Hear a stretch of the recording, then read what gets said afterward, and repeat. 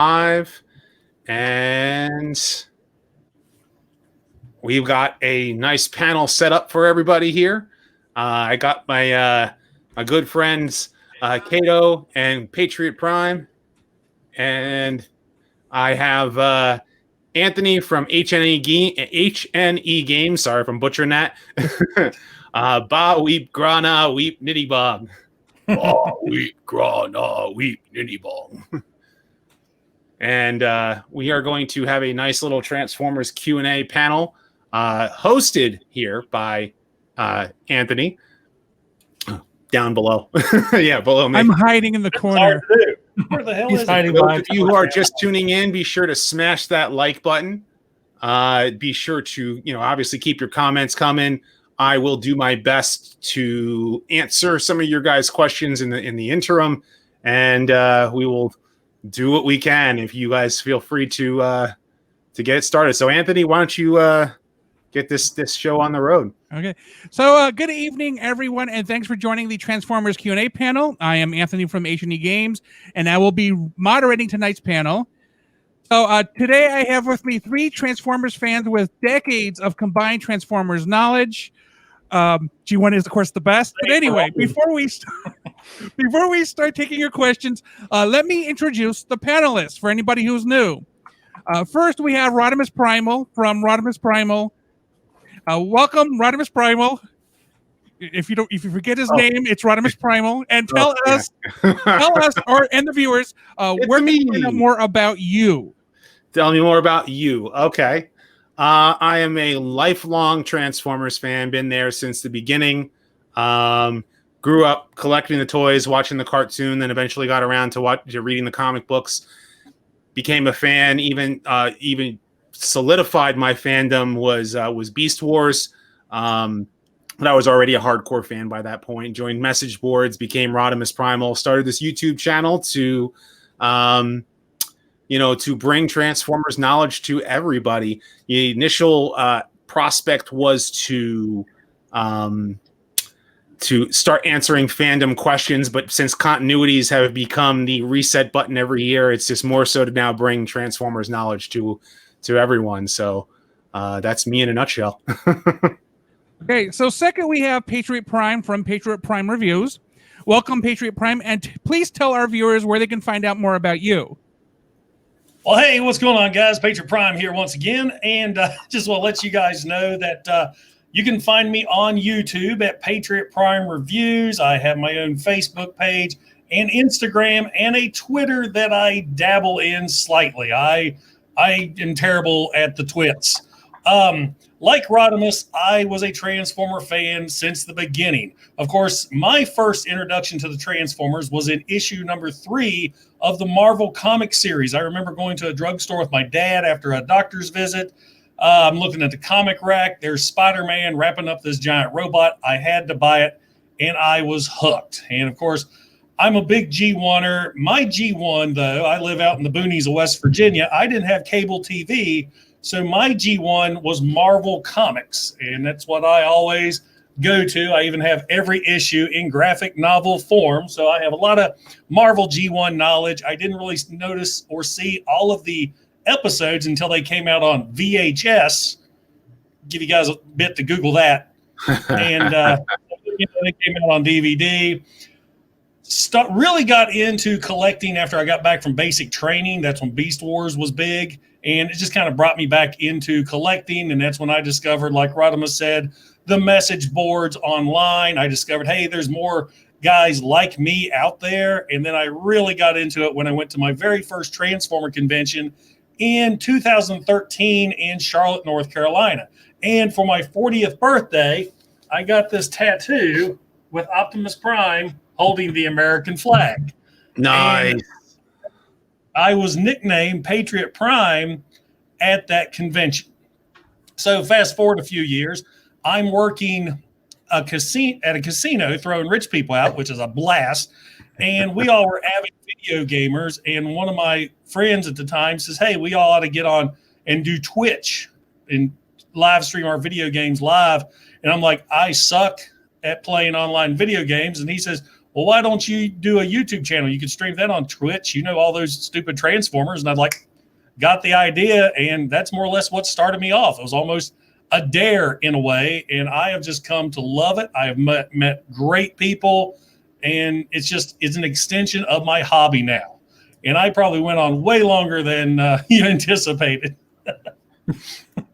I could have gone on longer, but I think a lot of people wanted to hear from you guys too. So, okay. So third, we have Kato from Kato's Collection. Welcome, Kato, and please tell our viewers where they can find out more about you. Well, obviously on YouTube at Kato's Collection, Instagram at Kato's Collection, and I like Patriot Prime. I know very little of the Twitter, but I do have one. Pretty much use it as a place to retweet other people's cool crap and post a picture now and then. But yeah, that's where they can find me. I've just been doing this for, actually, it's about to be my 2-year anniversary of YouTube. So yay that. rock on. And yeah, I got started doing this when a hurricane made us all run off, and I came back, lost a job, and decided to, why the heck not get on YouTube and show off some toys with friends. And that's pretty much all I do is show and tell with buddies. And that's how we all met. Okay, so I want to say the Brady Bunch, but we're 6 people short. Anyway, finally, you can find out more about me via HNE Games on YouTube. You can also find HNE Games on Facebook, Instagram, Twitter, and our website at haslage.net, where you can get links to everything. So the format for tonight is simple. Viewers will submit questions to the stream's YouTube live chats with the tag at HNE Games, as you see right here, because this is how it's going to chime, and I can pick it up. Okay. So I will then place your questions into a queue, of which I already have 5. So thanks for those who have submitted so far. And I will attempt to group some of the questions together, as well as mention who submitted each question. I will be the ultimate authority on the questions for appropriateness. After all, this is supposed to be family friendly and fun. So after this initial question, you may begin submitting your questions, if you haven't already started, in the chat here. And so now let's rev up and roll out, because I didn't want to steal Rodimus Primal's thing from that he stole from Optimus. Anyway. Hey. So the first question is from me. What is your favorite currently owned Transformer action figure? I mean, like last week, I was really into Hot Rod, Rodimus Prime. And now I'm into this guy right here. So what is the figure that you're like, oh, I love this thing, I'm so happy I have it now? Rodimus, you're first. All right, so I'll start off. I really dig the Power of the Primes, Rodimus Prime, but I'm hoping for a one in the War for Cybertron trilogy that updates it.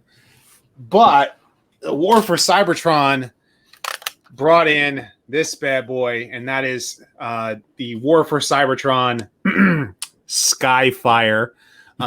I know everyone wants to call him Jetfire because that's the name that they originated with. But, you know, of those of us who grew up in the cartoon, this is where he showed up first, was the cartoon. And I love this toy. I love the whole faction switching thing, just for the fact that, you know, he started off, you know, why am I joining this Decepticon cause? You know what? I'm going to be an Autobot now. And, you know, he was voiced by Greg Berger, who I actually had the absolute pleasure to meet. And Greg Berger was awesome. And I even told him, I said, I love the fact that he was a scientist that just wanted to, wanted things to be better, and he had to turn to war. So I absolutely love the character. But then again, I love this toy because he's huge and he can act as transport, you know, for the other Autobots. And that's why I'm digging this toy right now. So I think I went a little long on this one, but I wanted to gush a little bit. It's your channel. Take all the time you want.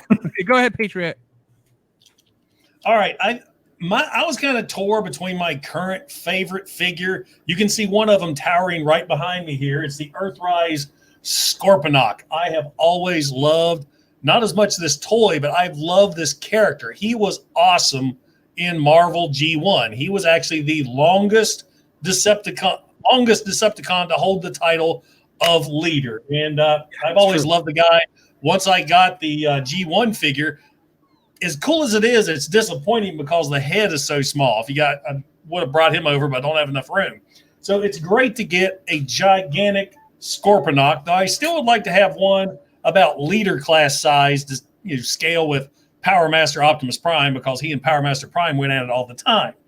But I guess my favorite right now, because I can constantly mess with him without having to set him in my lap, will be Earthrise Snapdragon. This is a fantastic figure. And as I told these guys earlier, unless something a lot better comes along, this is going to be one of my top 5s of 2020. It will be in my number 1 if it wasn't for the little gimmick issue with the dragon head. But right there, those, I guess, are my 2 favorites right now. Hey, Patriot, did you pay retail for the Scorponok, or did you get it a different way? I paid retail. Okay, it was a question from Fetasahi. Okay, or no, was it? Oh, It was. Oh no, it was Acid Storm the Rainmaker asked that question. There you go. Okay, go ahead, Kato.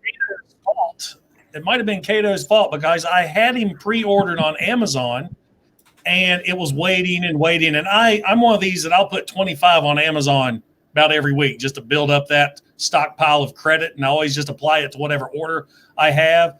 And Kato's like, or it might have been you or Larkin, it was one of your faults, said, hey, it's on sale right now in stock, Big Bad Toy Store, for $4 more than what I was going to pay at Amazon. So I ordered it on a Saturday and got it on a Tuesday. I couldn't believe that. Wow. Yeah, I think we were texting. I think. Yeah. Kato and I text a lot. Okay, so Kato, what is your favorite toy of the moment? I'm going to cheat a little bit because I know how some people feel about third-party figures, but most of my collection and most of my reviews are third-party figures. So whatever, deal with it. Right now, it's Kang Toys Land Bull. This thing That thing's huge. is so awesome. It's Kang Toys. It's going to be the leg for their third-party Predaking, and it just looks, it's a beast, made so well. Actually, it's fun to transform, a nice little puzzle. This thing is a monster, and I love it. And the bull mode, I'm not going to transform it while we're here, but it is an absolute gorgeous piece with the paint. The plastic is great. So yeah, this is by far right now, Kang Toys, fairly new company, unless they're just an old company going with another name. They're probably my newcomer company of the year because of this. We've been thanks to Inutabi, we've been lovingly calling it Predakang because of Kang Toys. But yeah, that's there's the third party. Oh yeah, there you go. Oh man, that was one. Overlord. They offered that again this past weekend, and I almost bit. You need to. Yeah, I know. I heard. How does he scale with how do you think Overlord should be in height? Jay, I mean, comparatively speaking. Well, let's see. Knock my mic over. Got Overlord here. Here's you a Voyager. Holy crap! Yeah, he's huge. This guy is a monster. I mean, and I've got his legs so he'll fit in my shelf. I mean, here he is. This is him with Scorponok. Okay, all right. So he scales. He's up to Scorponok's belly button. Such a great figure. Ships in two boxes. Then he scales well then with Power Master Optimus Prime, like, because in Master Force he was taller than Power than Super Jinrai, but then he was the same height as God Jinrai, if I remember the height correctly. Optimus Prime is a Mega Man X. I think somebody might be a collector. Well, I was referring specifically to G1, like G1 Overlord versus G1 God Jinrai, or Optimus Prime with, Power Master Optimus Prime with Apex armor. I think G1 Overlord, isn't he? He's about the same size as Scorponok, isn't he? I think so. Yeah. My grails I'm searching for. Okay, you ready to move on to the next question? Yeah, we can go for it. Okay, so Omega Maximus asks, why was Optimus Prime killed instantly in the 1986 movie? I mean, if you don't know, I can answer it, but yes, well, very good.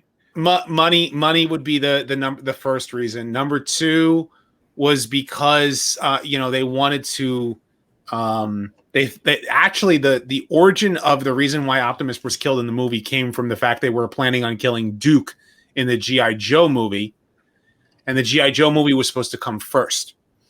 And so the storyline idea came that they were going to kill Optimus Prime.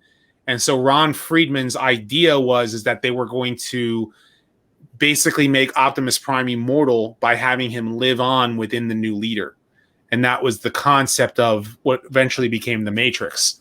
And the reason why he died in the middle of the movie was so that the new character can go through a hero's journey and by the end become the hero. That's the reason why Optimus Prime died. It is money.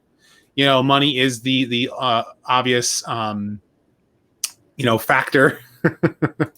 But that is the real reason why like in storyline and what the creators were intending when they decided to kill Optimus. They didn't know what they were doing though.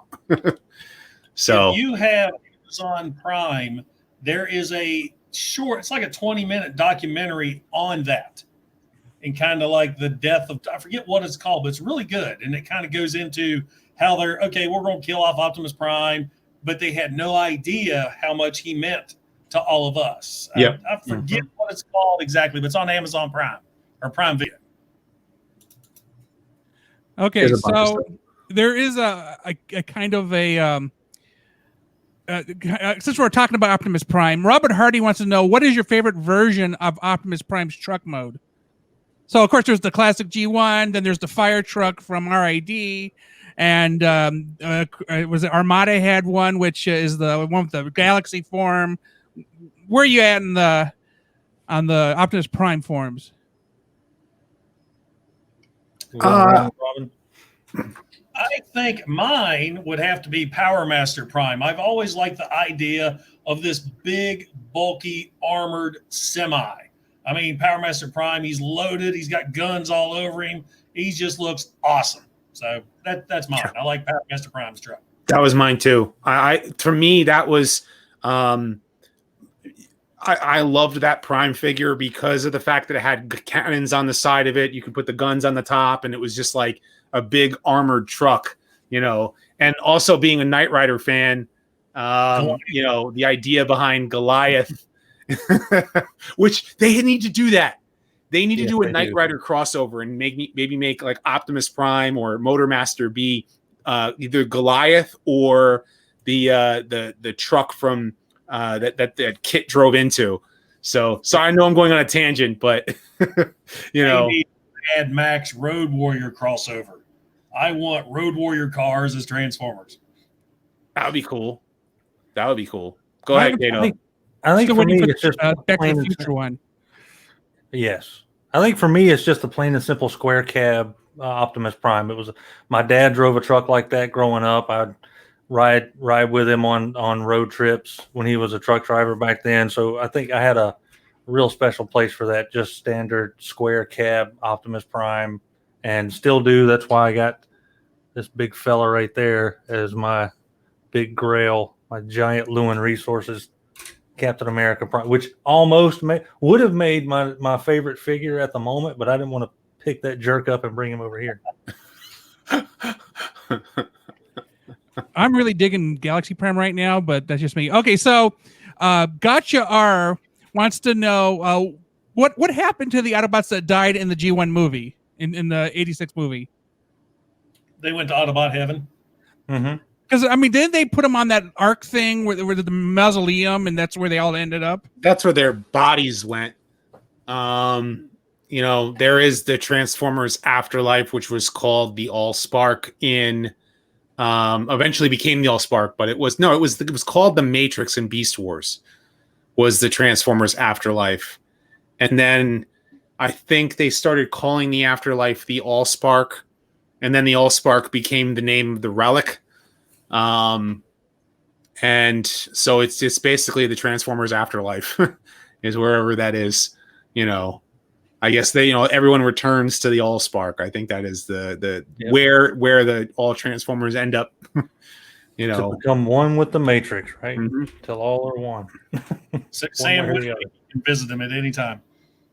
Okay, so starting with Patriot Prime, Charles Schultz asks, when did you guys start on YouTube? I'll let you guys start because I'm going to go. I'll be a little longer. Trying to think. I'm coming up on my 3 years.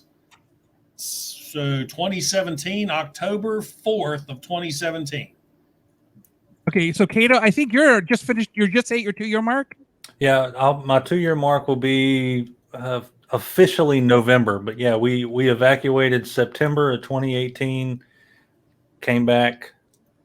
They didn't open the store back up, so like I've said it before, I did what any smart person would do that didn't have a job and started collecting Transformers again, and then started a YouTube channel. It was kind of one of those midlife crisis moments where it's like, all right, fine. These other people have had so much control over what I do for 8 hours a day. I'm going to do what I want to do for a while. And 2 years later, I meet these fine folks. And Kato, I have to ask, how close are you now to 1,000 subscribers? Well, let's see. Let's look at a update. You're like 983 or something like that. I think it last. Everyone who's not subscribed to Kato, get them over 1,000 during this chat. We've been doing this for 2 years. Yeah. Oh, shucks. 981. 981. Okay, so we need 19 people. We're here If you for guys another- aren't subscribed to my second channel, Rodimus Primal Talks, do that as well while you're at it. Me. Great. Yeah. Subscribe to everyone. It Yeah. doesn't cost you anything. Just do Kato, it. I did put links in the description. So open up and in a second tab, subscribe, X out, go to the next person's channel, subscribe, go to the next person's channel, subscribe. But So definitely all subscribe of us to- here, subscribe. Definitely to subscribe to Rodimus Primal Talks. He puts stuff up there that you won't see on this channel Yeah, that is just as entertaining. So the definitely. documentaries for sure are worth the price of admission. I do want to do more Godzilla reviews. I definitely want to do that in my second channel, and maybe talk GI Joe and Thundercat stuff because sometimes I go off on little tangents. So real quick, because you said it, Hulu just put Thundercats on, and I've finally been able to watch the 2011 version. That is so good. That is so good. yeah, I agree. I really liked the 2011 version, and I was sad that what the corporate meddling did to cancel it. I haven't watched it What's all. that? I haven't seen it all yet. I'm not done. oh yeah. Oh, don't ruin it. Yeah. No, I'm not fantastic. ruining it. I'm saying like the corporate meddling that caused the cancellation of the show. Oh, yeah. Yeah. So like it only went one season. So it should have gone a second season, but they ended up canceling it, and they were saying, "Oh, low ratings." Well, you kept changing the time slot so nobody can watch it. Yep. So The Masters of the Universe cartoon too. That was amazing. that was really good too. I met Cam Clark, by the way, who did He-Man in that show, Nice. who was also Leonardo in 87 Ninja Turtles. The only thing that I don't want to happen with Thundercats, and it's I really do want it to happen, but right now when I walk down the aisle at Walmart, I see He-Man, G.I. Joe, Transformers all in the same aisle. I swear to you, if I see Thundercats on that aisle too, first I'm gonna go friggin' broke, but second I'll make a video. Okay, so back on track. Rodimus, you started a number of years ago. I started let's see. I started learning how to video edit in 2015. I already had the YouTube channel just to comment on people's, channels. And then around 2015, I started learning how to video edit. And I started doing I tried doing a game review first. No. Yeah, I did a game review first for Transformers Devastation.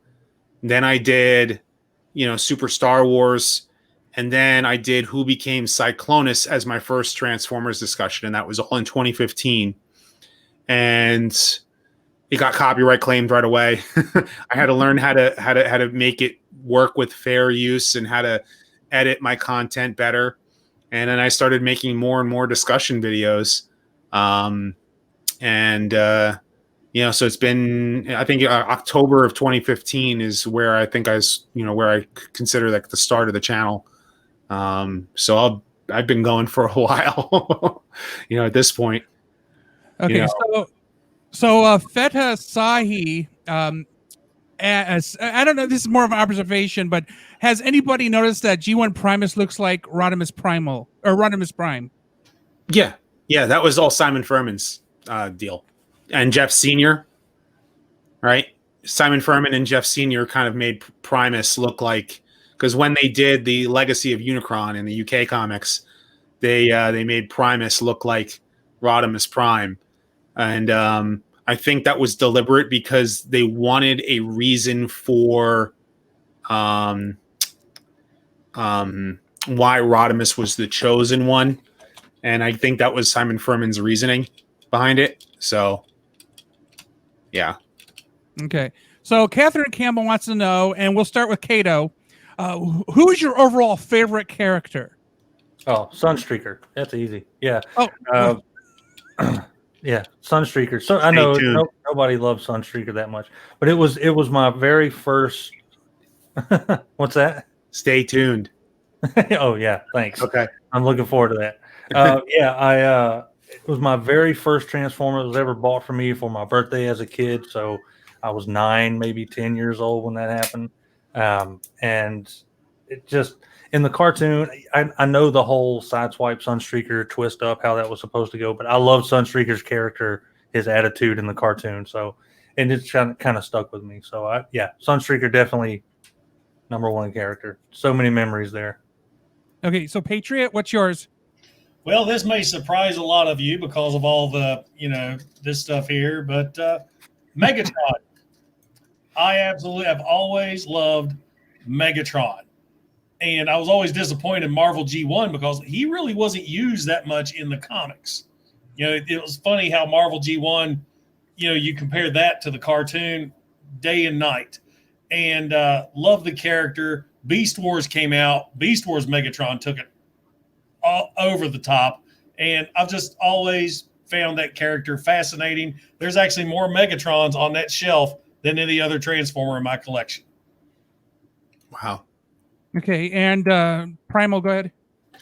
I think it's kind of obvious that Rodimus Prime is my favorite character, and there's a lot of reasons why.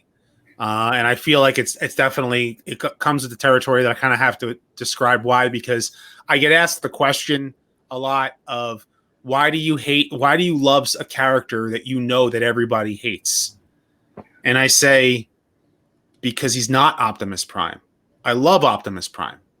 But my love for Optimus is grown stronger in the fact that I love Rodimus Prime. He's not perfect. He messes up. He's hot-headed. I can be hot-headed. Clearly, I'm very, very energetic. I'm an Italian. I can go off on a tangent. I can yell. I can scream. I can, believe it or not. And I very much feel like, in a lot of ways, like Hot Rod / Rodimus Prime is me, and like my life experiences feeling like I'm a dad now. And now as a dad and as a husband, I have to feel, I get that feeling like, can I really lead my family? Can I really be the man of the household? Can I really do those things? And Rodimus Prime has to overcome that. Optimus Prime already was already set. He already was the hero. That's why I don't like his portrayal in Siege, because it's not even pre-war. It's like the war has been going on for so long. But Rodimus Prime, he's gone through, like, he's a young kid. He thinks he can do the best, and then he messes up, and he has to live with the guilt, and he has to carry a burden on his shoulders. And now he is chosen, and even he is the one who Optimus dubs Rodimus Prime. Arise, Rodimus Prime. Like, it's, and then he even, like,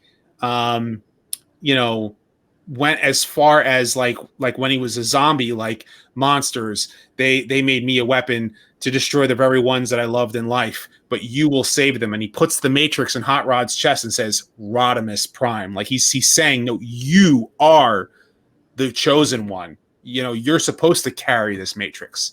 And it's kind of like that stepping stone. And I love that about that character, the fact that he goes through that arc. And even when he loses the Matrix and Burden Hardest to Bear, it's like he has to learn, like, you know, this is a part of me. This is who I am, because I've thought about giving up multiple times. And Rodimus Prime has had to overcome that. And that's why I love the character so much.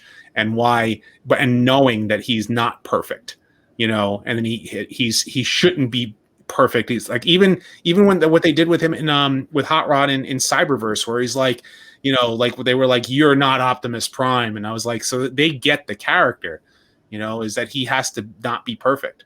So I went on that tangent again, but I really needed to explain like my love for the character and why I feel that he doesn't get the fair rap. They say, oh, you should remember that he's the one that killed Optimus Prime. Megatron didn't even pull the trigger. Rodimus actually pulled the trigger. Hot Rod actually pulled the trigger. No, he didn't.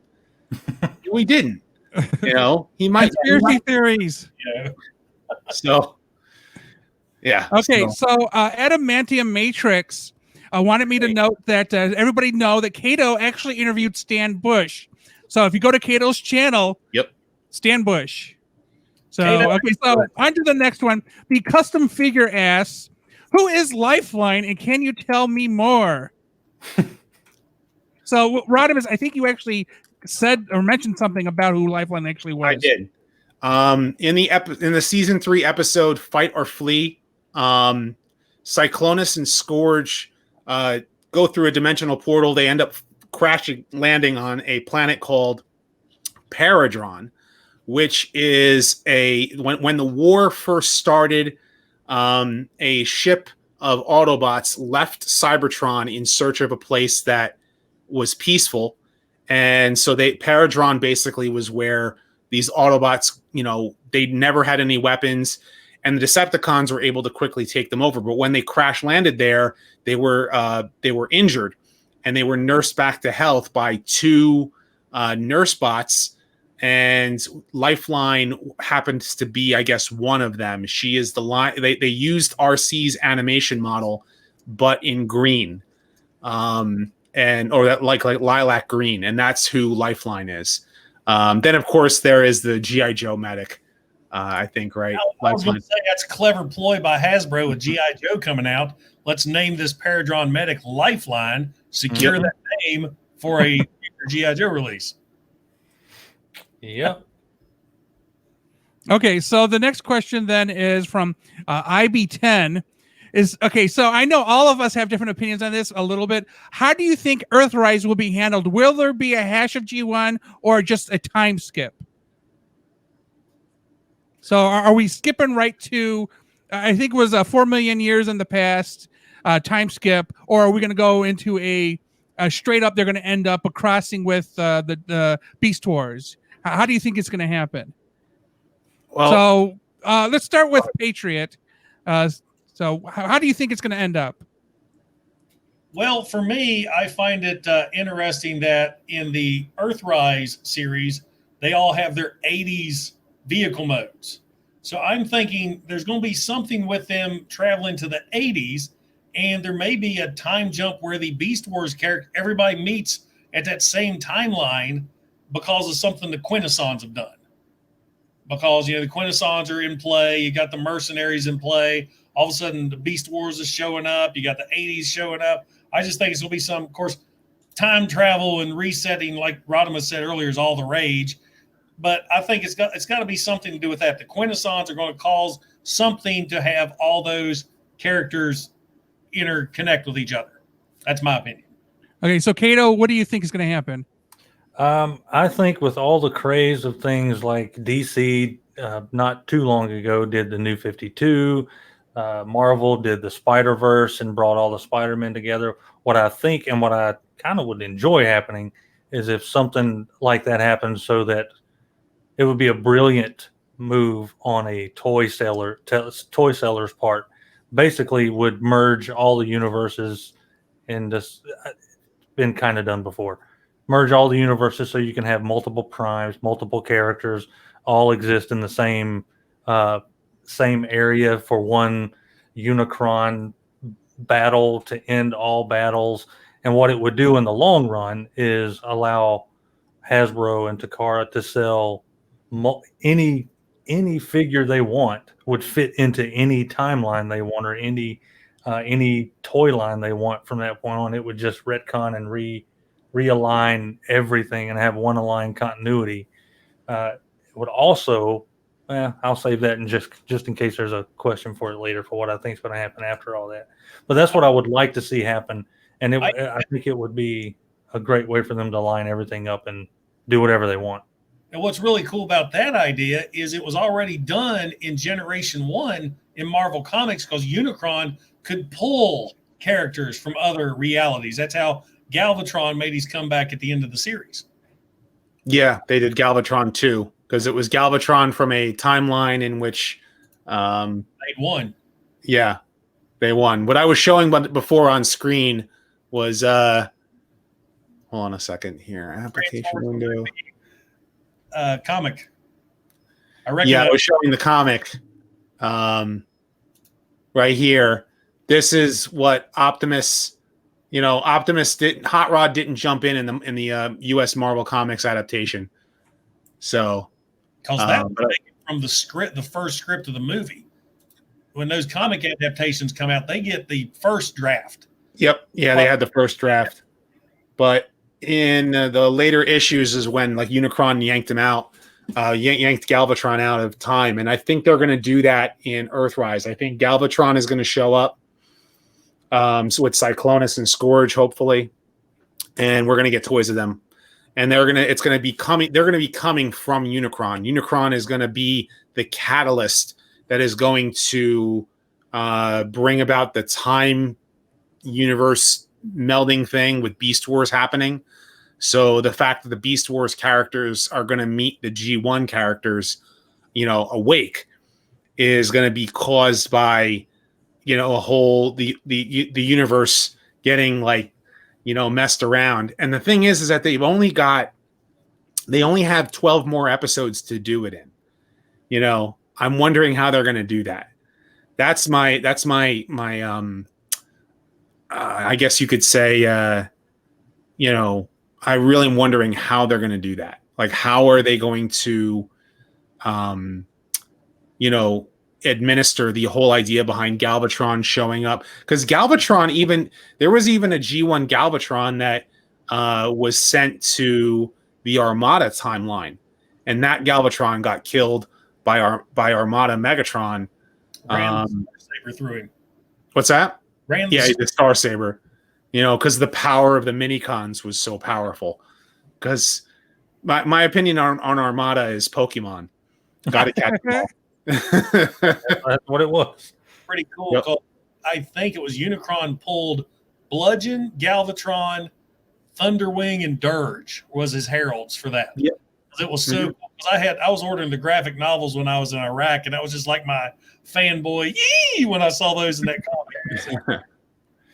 Okay, so starting with Kato, Dandelion Arts asks, what do you think about the toy leaks for Ratchap, Cheetor, Black Arachnia, and the other Kingdom toy line figures so far? I'm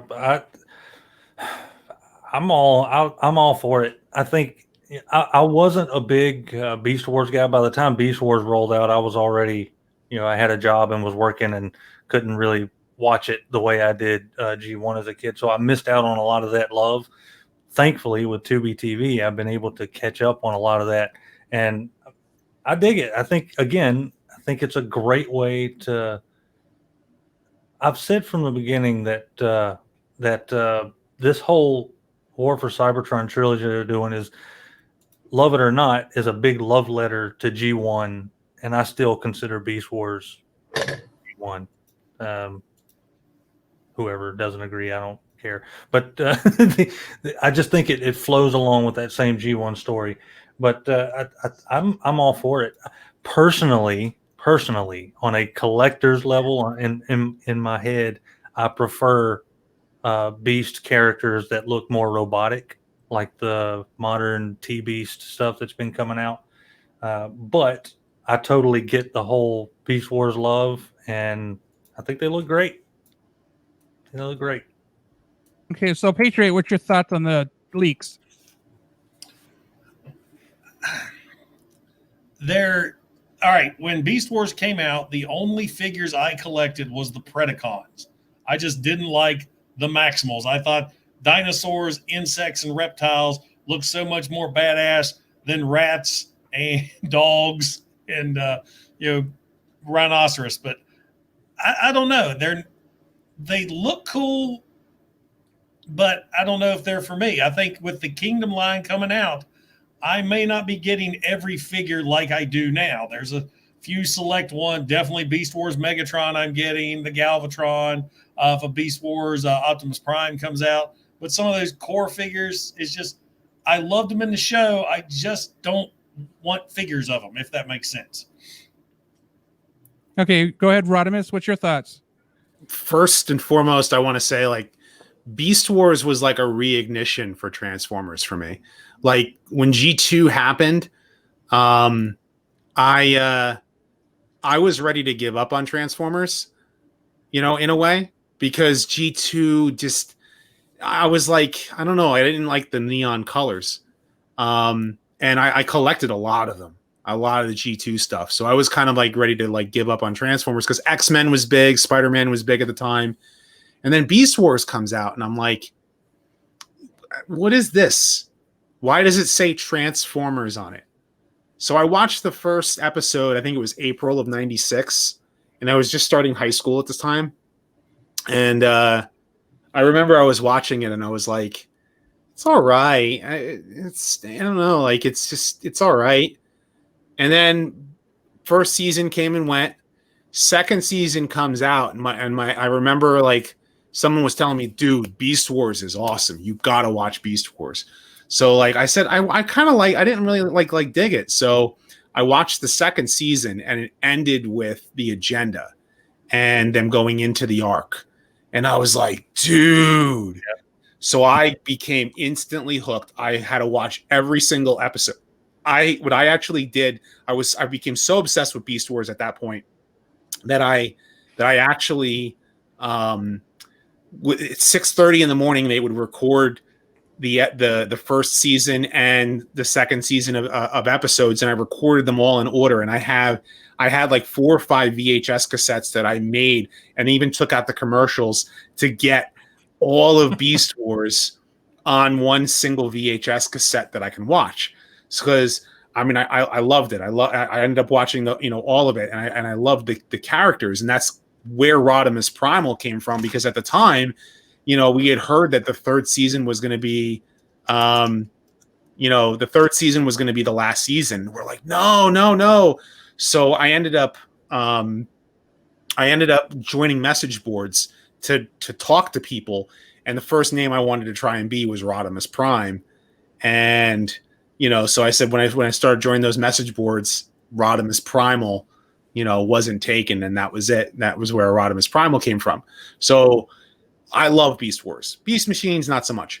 But the toys, I really loved the Transmetal toys, but the first season toys were not that good. Even though they had ball joints, their animal modes were not that posable. So what I'm seeing out of the Kingdom line, like the leaks that they have come out, especially Black Arachnia and Cheetor, and good God, please make a good Dinobot. I definitely want those toys. Like, definitely Black Arachnia, definitely Cheetor. I'm kind of iffy on Rat Trap, but definitely if they do a if they Beast Wars T-Rex Megatron. Oh, that would be awesome.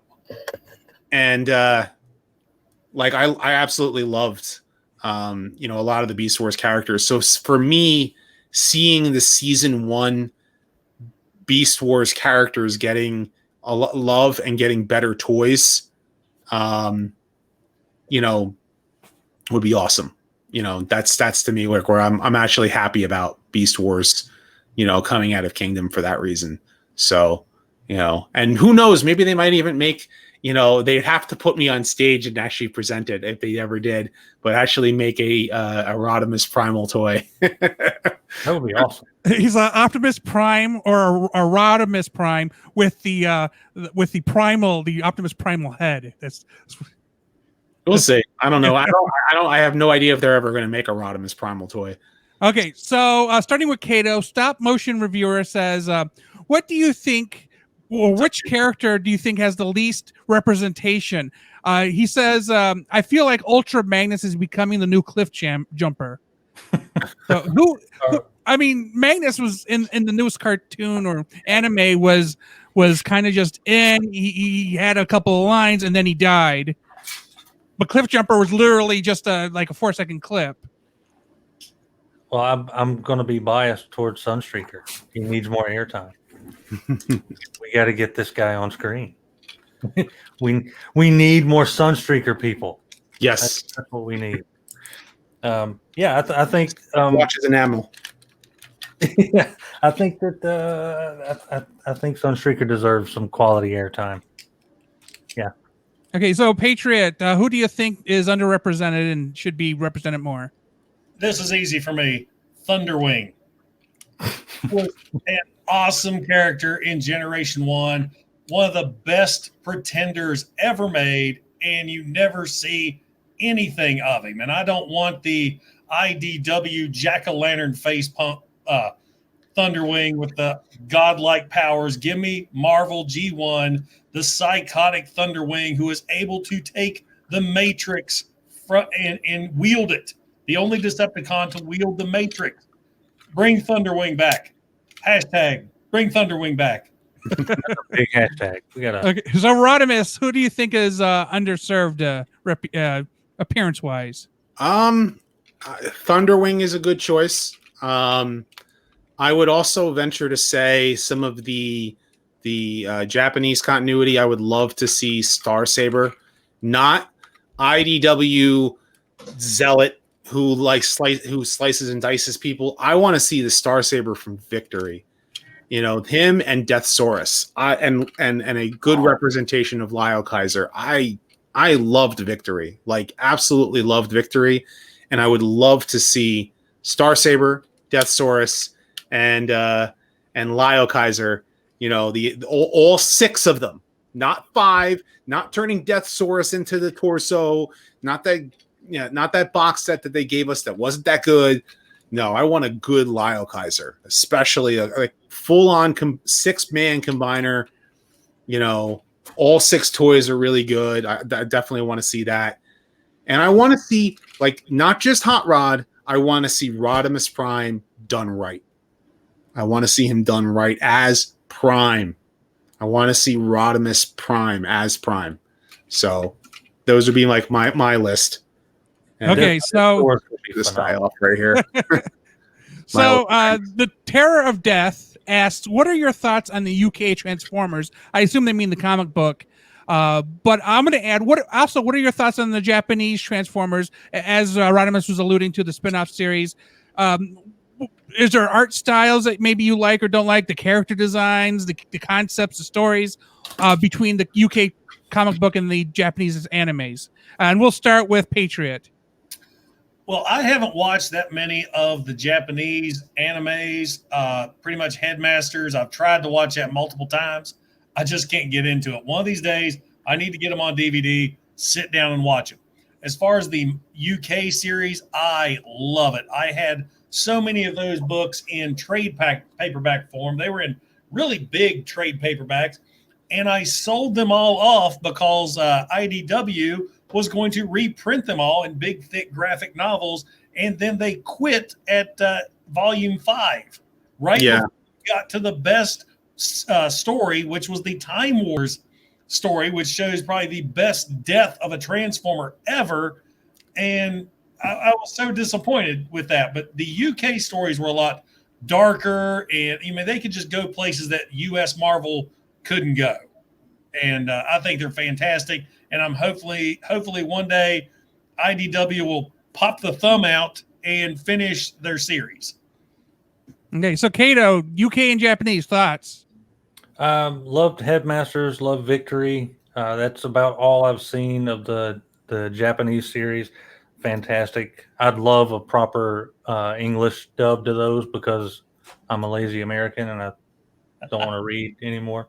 As far as the UK comics, I really wasn't interested in them that much at all until somewhat recently before I started collecting, and they had some of the best use of characters that they could do so much more with.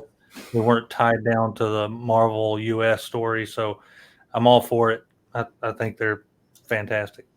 I love the storylines. Right I think there. they're- He gets ripped apart. Okay, This so- is the death of Galvatron in the UK comics. The whole portal ends up destroying him. Like that. Okay, so Rodimus, since you had this open, UK and Japanese thoughts. UK and Japanese. Okay. The Japanese series, I liked that they continued on with Headmasters. I did not like Headmasters as a series. I felt it got really boring after episode 10. Master Force was weird and hard to get into because it didn't feel like Transformers. But once I tried to remove it from Transformers, I began to enjoy it. And I actually really dig Master Force, but it doesn't feel like a Transformer series. Victory is awesome. I love Victory. Like Star Saber, he's comes swooping in very much like Optimus Prime, but he is, battle up. I love that. UK comics, I really dig the UK comics, but like to me, I mean, I love Galvatron in the UK comics because he's just like a great villain. But there comes a point where I'm like, there needs to be a balance because he's overpowered. He literally rips apart everyone until his death here. So, this death scene, the only thing that can kill him is the universe itself ending. So, I dug the stories, but at the end of the day, I still feel like to me it's hard to pick because I love the G1 cartoon so much. And then I would say US, a lot of the UK stories are really good. And then I like the UK. I like them. I really, really like them. I think I like them more than a lot of the Transformer series that came after. Definitely Marvel UK and Victory. Definitely Victory. My wife's actually in the comments and she's saying to me like, yes, I do like Victory. I'm trying to get her to watch. So, she's saying, I'm trying to get her to watch Victory, but I have, she would have to like, the thing is, I mean, she can be removed from watch. Like, what's one of the things nice about Victory? You can watch it without it being very connected to the others, but except for God Jinrai from Master Force is a major story element to Victory. So, if you haven't seen it, you need to watch it. Okay, so I have two questions. I'm going to actually combine them. So, at Storm the Rainmaker and Lone Dragon asked, do any of you guys have the Seekers in your collection? So, there's the Elite Seekers and the regular Seekers. Who do you have? And then, would you be interested in figures of the characters, the actual humans? Like Spike and Sparkplug and Daniel and Carly. Would that be something that would interest you?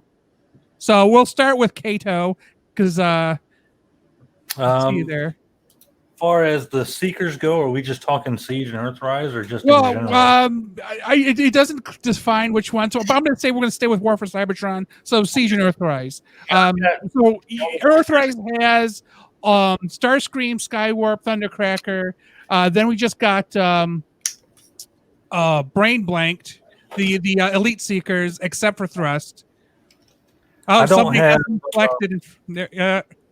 I pretty much got all of them except for Siege Skyward because I was not paying those crazy scalper prices, and I don't have Red Wing, so I think I've got everyone else, right? Yeah. So you got Hot Link and what was Maker, Did you get the 3-pack from Target?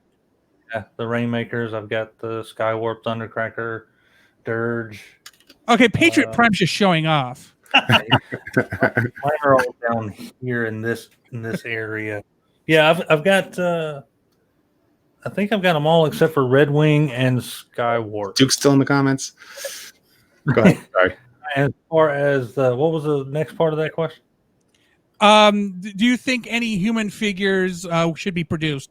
Spike, his dad, his wife, his son, any of them. I mean, there's the Japanese characters also have human figures as people in the series. So, as annoying as they were, I think it would be neat to have since Hasbro has the G.I. Joe 6-inch line, I think it would be kind of cool to do when they're going to do the 3 3/4. But I wouldn't mind it. I don't know that I would seek it out. I think it would be cool if they came with another figure more than I would want to buy one of its own. Someone asked earlier and I don't remember who, and I apologize, if we thought that the Transformers Red line would be a great place to do Autobot Spike. As far as that goes, yes, I think Autobot Spike would be great with the Transformers Red line. But, that was Delmas Dugan that mentioned the Red line. Good friend. He's always shows up. Good guy. Okay, so Patriot, you have everybody then? I have all the Seekers except for, as I lovingly call them, the Skittle Squad. Hey, offhand, Lone Dragon also asked, did anybody have any issues with their Seekers, particularly the Elite Seekers? He's saying that there was issues. I know for a fact my buddy Ghost Prime, he did a review on, where is he? On Dirge. And when he's reviewing Dirge, there was a pin right there. One of those pins was broke off. And then my good friend Bert, the Stormtrooper, right here, these chrome pins right here, one was pushed through too hard and damaged the plastic. Now, when I was reviewing mine last night, I noticed it looked like I had a blood stain on the wing of my Dirge. And I took Someone's been killing humans. Yeah. So I took some Goo Gone and it came right off. But other than that, I mean, these have been great. I think Larkin's Lair had one of the was it on Dirge? I can't remember which one, but had one of the wings was the upper wing on thrust or no, Ramjet. My Ramjet's wing was the upper wing would just fall. Yeah, well, he had one that was reversed, like it was. Oh wow! Weird. It was upside down, still transformed, but just the one side was. It was just an odd print or press or whatever, but it still transformed. But it was. There's been some QC issues with those. I know. Mine, I think mine's fine. Yeah. So Rodimus, did you get them? And what about humans? Currently, right now, the only Siege Seeker that I currently have is Hotlink, and I want to give a shout out if he is watching. Is Tim Rosser? He usually cosplays as Old Snake, and he was kind enough to send me Hotlink, and he's awesome. So he's the only one I missed out. I really wanted to get the Rainmakers, but I missed out on them. Because I didn't want the official the actual Earth Seekers as Cybertronian modes. I just wanted the characters that were not Earth Seekers to begin with to actually be the Tetrajets. But I do have, and I'm going to probably review him. I have Earthrise Starscream along with Henke Starscream, and he's probably going to be in my sell bin very soon. But I don't have Thundercracker and Skywarp, and I don't have Dirge and Ramjet yet because just can't get them anywhere because just my local stores are the pits. But they're awesome, and I love the fact that we're getting the complete Seeker squads, to complete that Decepticon collection. As far as humans are concerned, I really would dig it if they were maybe this big, to scale with the War for Cybertron characters. Or any other Transformer, but they're posable enough that you can still move around. Sounds like a 5-point of articulation, about half the size of Bumblebee. Like a little bat. Yeah, like the size of a battle master, but give him knees, give them elbows, and waist and head, and it's fine. You don't have to go crazy. About that size? Yeah, that would probably work. A You know. mask. That's going to say it looks like a mask figure. Yeah. Yeah. Okay, so quick question here from Jase Do. Since they released the Japanese continuation of G1 and the stateside, do you think they will release Beast Wars 2nd and Neo in the United States? So we'll start with Rodimus. What do you think the chances of that is? If Kingdom does what I think it's going to do, and that's going to reignite people's love for Beast Wars, yes, I hope so. Beast Wars Neo isn't even fan subbed yet, so like I don't know unless it already has been. I don't know if like as far as I know, Beast Wars 2nd has fan subs, and Beast Wars Neo has not been fan subbed yet, and so I would like to see them actually do that. So, is to bring them stateside, actually bring them both official subtitles and everything. But that might have to do with the animation studios. Because from what I understand, Toei, they're the ones who animated Scramble City, and, all the way through Victory, I think. And they gave Shout Factory a hard time about the 3 Japanese exclusive series. They would not allow Zone, and they would not allow Scramble City with sound. Like they are like adamant. Like Toei is just they're very hard to work with when it comes down to people they don't like. So that's why Rhino was never able to acquire rights, and Shout Factory must have been able to pull some strings somehow. So we'll see. Okay, so Patriot, did you like the Beast Wars sequel series? Now I haven't seen them, and do you agree with Rodimus about them perhaps being released if Earthrise, the anime part of Earthrise, is a success? Now, I never saw any of those. The only reason I know of some of the characters, other than the toys, was I think IDW put out a Beast Wars source book a few years back. It was like a Transformers universe, but it was Beast Wars characters. But like he said, if this is a big hit, and of course, the Beast Wars fans are now kind of hitting the age we were when G1 was retro. So it could happen.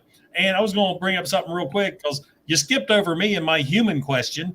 I would like to see, because Marvel Legends is so popular, I wish Marvel could somehow grab some of their characters. It would be really cool to have a Marvel Legends Circuit Breaker, or maybe DB Blackrock, or even they could go into a Dr. Arkaville with interchangeable arms or something. I think that would be really cool. A lot of people want them in scale with their bots, but I'd be fine having a shelf just of Transformer human characters. I think that would be really cool.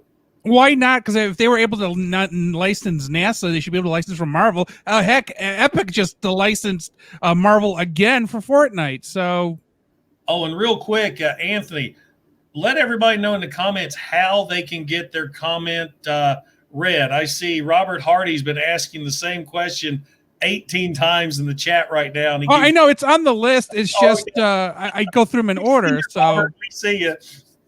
Super chat always works. If you do the super chat and then Rodimus will interrupt. So anyway, Kato, what is your thoughts on the Beast Wars sequels? I think it would be great for me because I don't have a lot of knowledge, or I haven't watched a lot of Neo or anything like that. But it would be a great excuse for it to fire up in my mind to want to get to know more of it. So, really, it's kind of like pizza, right? Even really bad Transformer shows are worth watching. So I'm okay with it. Just bring it all, man. Just bring it all. I'll watch it and decide if it's great or crap afterward. I'll watch it all. We'll watch Energon, right? Yeah. I watched it once. I don't know if I'll watch it again, but yeah, I'll watch Armada, Energon.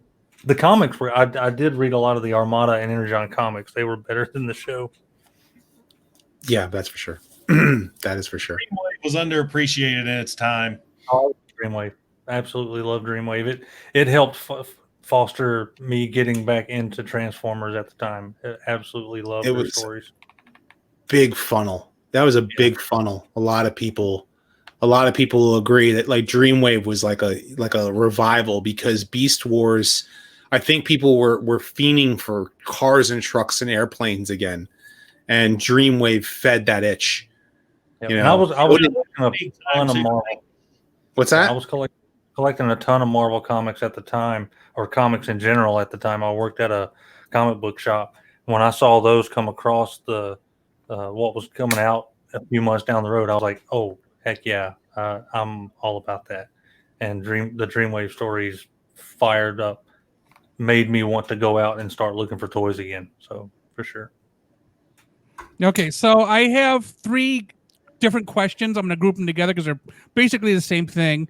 So I'll start with Tim Stute, Robert Hardy, and Omega Maximus ask about crossovers. So Tim wants to know, what do you think about the Little Pony or My Little Pony crossover? And do you think there'll ever be Batman or Ninja Turtles? Or do you think it'll ever get an animated movie like Batman and Ninja Turtles? Robert asks, what did you think about the Ecto-1 crossover, Ectotron? And then does G.I. Joe still exist in the Transformers universe? So that's a lot of crossover talk. And we'll start with Rodimus because I suspect he has already thought of this. Yeah, well, I mean, the crossovers outside of G.I. Joe, all of the other crossovers are more fun stuff. Like Star Trek, Terminator, My Little Pony. They're meant to be fun crossover universes. They're not meant to like actually work within the world of the Transformers or work within the world of My Little Pony. They're just like, what would happen if they did crossover? So they're fun. Maybe a movie like kind of like how they did like Batman versus Ninja Turtles. Yeah, that would be fun, but that would also mean that Hasbro would need to finance something like that. And also licensing, and like with My Little Pony and Transformers, it's kind of easy, but to do something with Ghostbusters, they'd have to license it. They'd have to license it from the movie studios and stuff, and whether or not they can do that or not. With the toys and with the comic books, it's probably easier than doing an animated series or an animated movie. But with G.I. Joe specifically, I think that Hasbro wants G.I. Joe and Transformers to actually cross over. One of the reasons why they definitely had to hit the hard reset on Michael Bay's franchise was there was no room for G.I. Joe. G.I. Joe can't exist in the Transformers Michael Bay universe. And Hasbro wants more control over their storylines.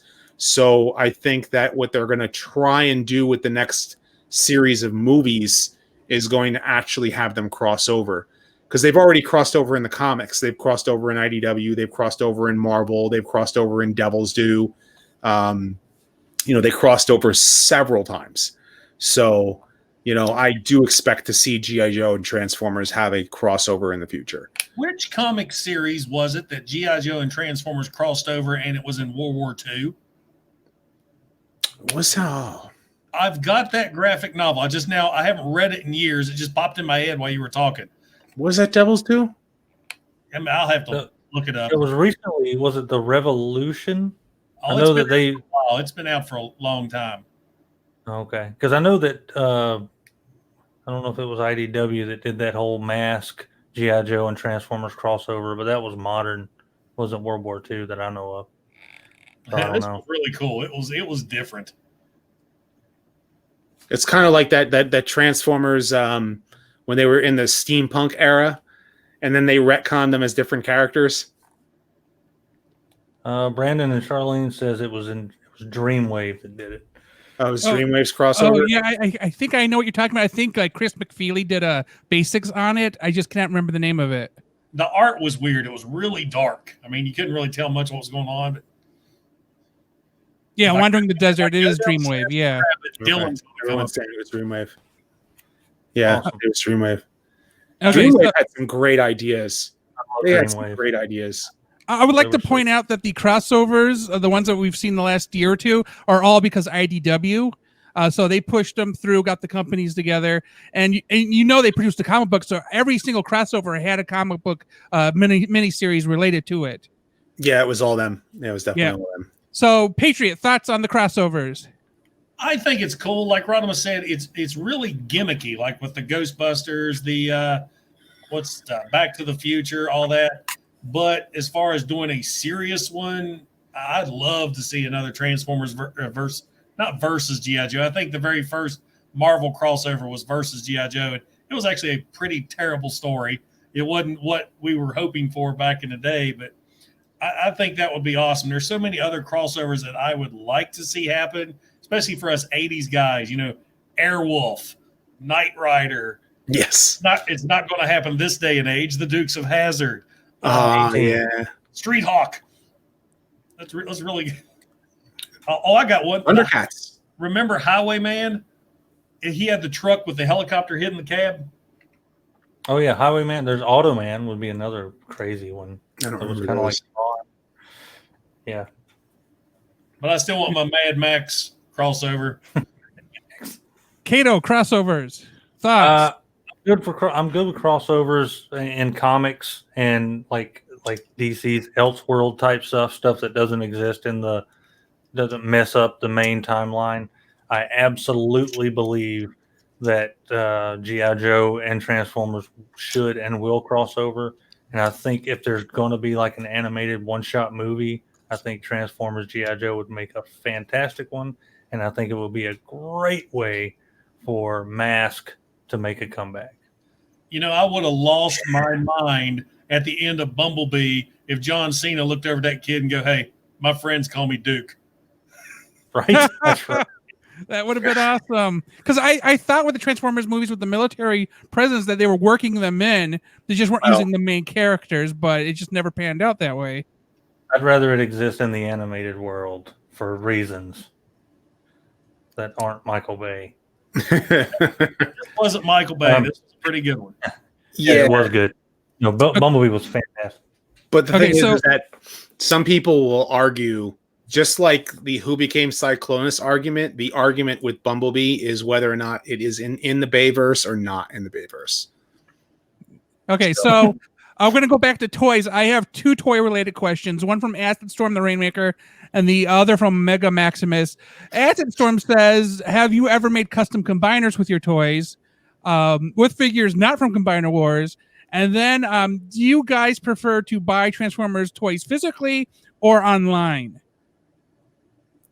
All right, I'll answer first.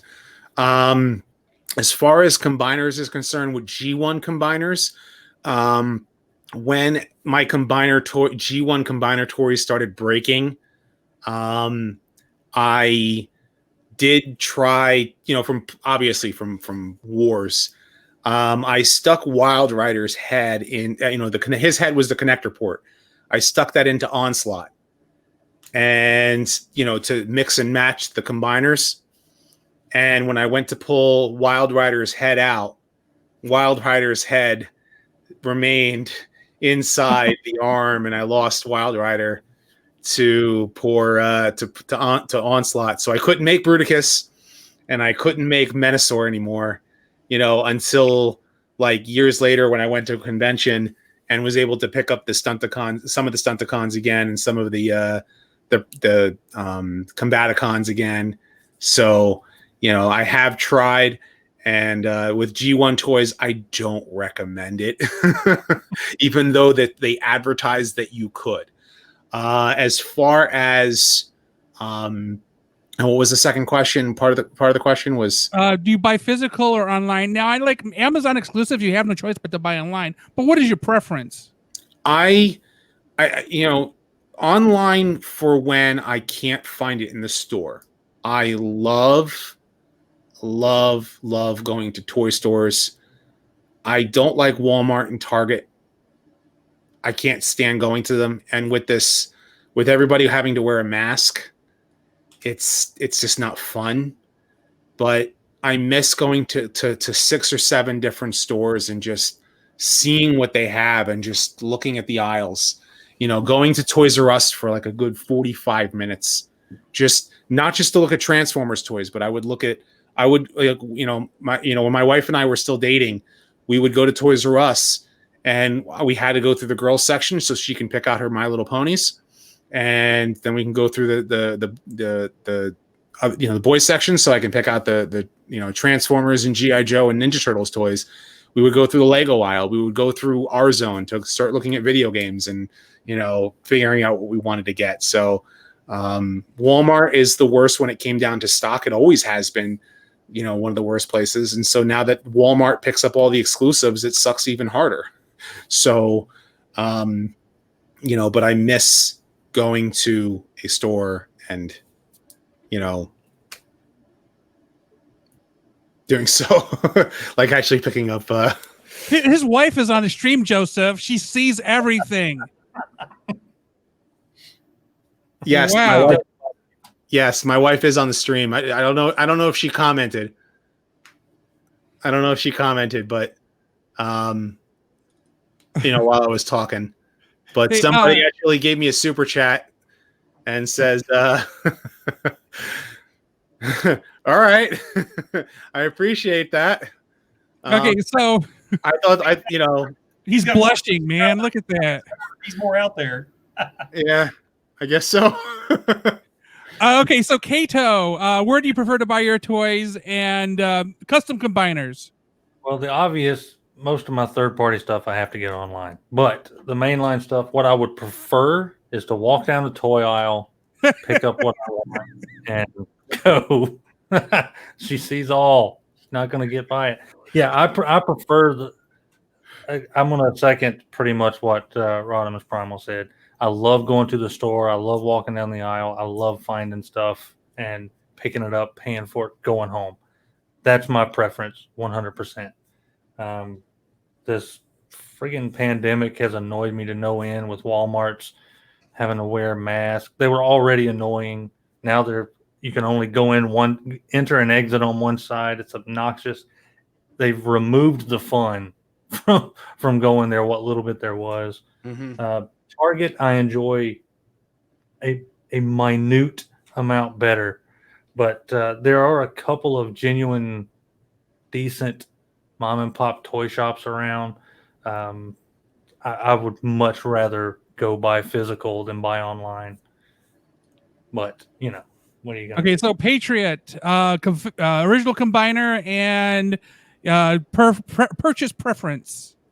Well, I've never really tried to make my own combiner, say customizing. About the most customizing I do is Toy Hacks or a Sharpie to help accent some things. But I really dug, I'm probably going to get something thrown at the screen here.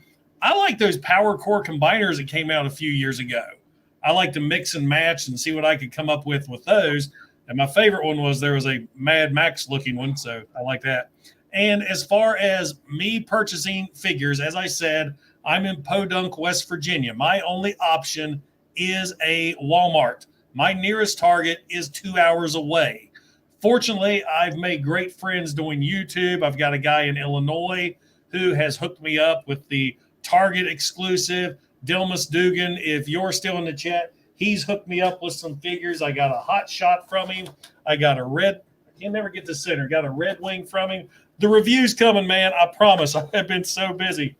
So most of everything I do is online. I'm a big Amazon guy. I pay for Prime, so I shop a lot with Prime. But with a lot of you guys, you've kind of introduced me to some new toy stores, new online toy stores that I've never heard of. And like you guys, I'm old. I miss the toy stores. I miss walking in and being looked at weird because I'm the 6'4", 240-pound guy digging through the Transformers and eyeballing the kid real mean because he's got the one I want. And it's not the same anymore. But Kato, I go to work early in the morning. I will throw my Jason Voorhees COVID mask on, walk into Walmart, and I will hunt my Transformers down. Doesn't bother me a bit. That's how I got Snapdragon. Oh, okay. Before you move on to the next question, though, before you move on to the next question, I do want to shoot this idea out. Something that I have, have some things that might actually turn out into something. You guys, have you ever speaking, because we love the toys, we love the box art on the Transformers toys, right? Do you guys remember who one of the artists was that drew some of the art on the original boxes? Mark Watts. Mark Watts, right? So I've been talking with him, and we're shooting around this idea maybe of doing something where he does a box art for a character from G1 that never got box art before, and maybe doing something for that would, maybe even do like a diorama piece of like some G1 Transformers, you maybe have some characters from different years battling from G1 using his art style, wow. that like, so he's thinking about doing something like that.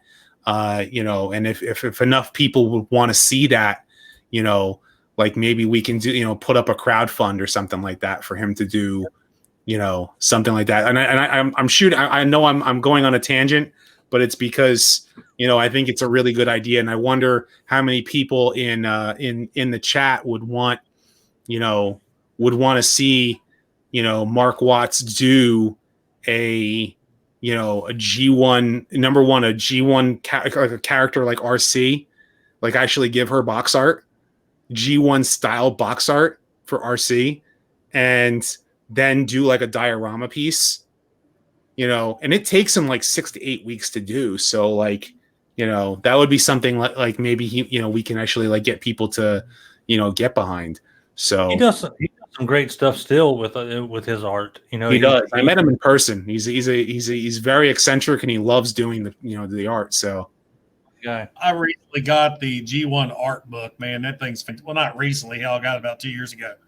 Fantastic book. You like G1 art? Highly, highly recommended. And yeah, I'd be down for that. That is not only is it beautiful artwork, it really takes you back to the time when that's what you saw. I mean, you had no idea what the Transformer was. Now, I personally feel they ruin it. You got the figure, well, not him, he's hid behind artwork in his box, but you got the figure out there in your face. I loved it back in the day when it was the alt mode. You didn't know what that alt mode was going to be until you got home, other than that fantastic box art.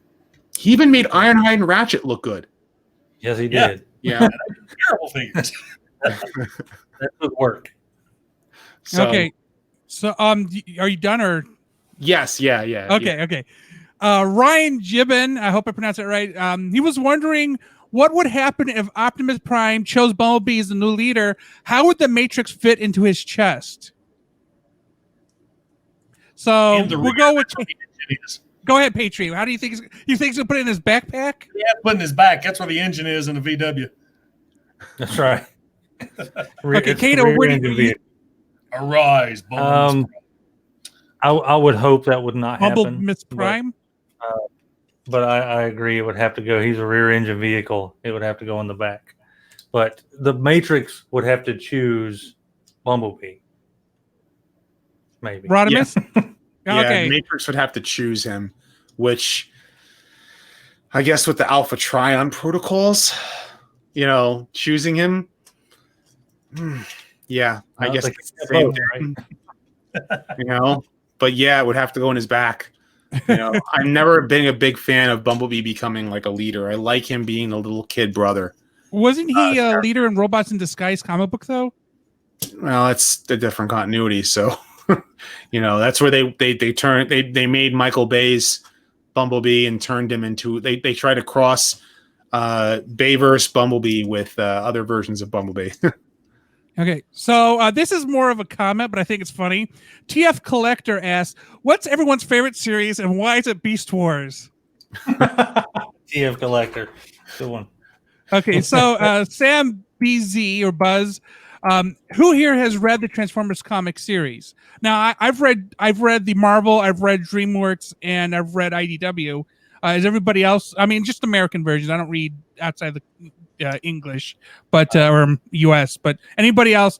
Kato, do you read the comics? Some of all of none. is the probably easiest. I've read some of all the comics. I've read all of none of the comics, unlike probably the. Patriot, do you read everything, huh? Because you collect books, and then you go off and even collect the compendiums afterwards. Well, I don't get comics anymore. There's no place around here for me to get comics. I usually wait until the graphic novel or the compendium comes out. Pretty much. Well, I stopped reading IDW. I think it was after the first series ended. It wrapped up. I think it was The Death of Optimus Prime. I've got all those in hardback, and it just got too expensive with all the stories branching off everywhere. Though I do have a lot of the new ones on pre-order. I really want to read the Terminator one because that one looked really cool just from the few screenshots I saw. But yeah, I just got issue 3. It's spectacular.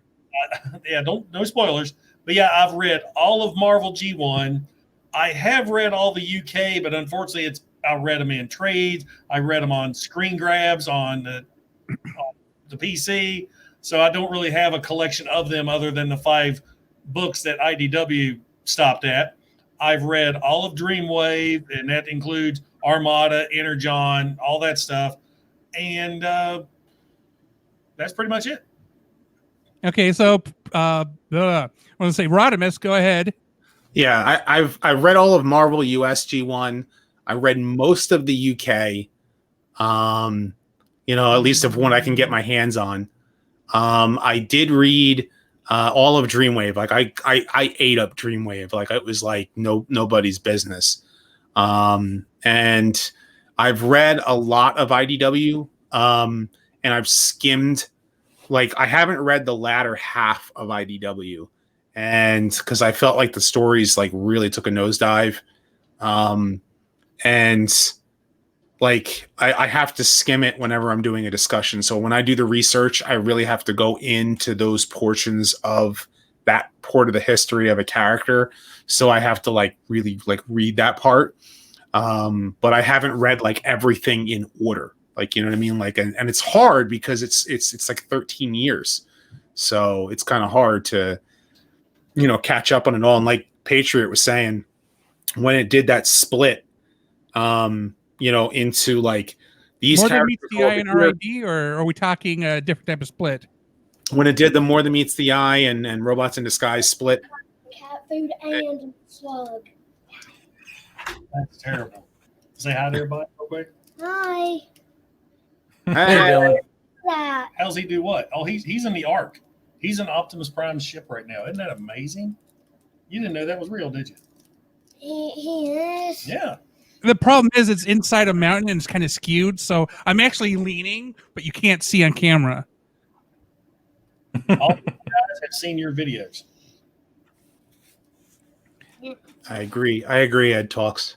Yeah, so Ultra Marcus asked a similar question, so I'm going to also give him some credit for this question as well, and you guys have answered it. So unless there's anything else, I'm going to move on to the next question.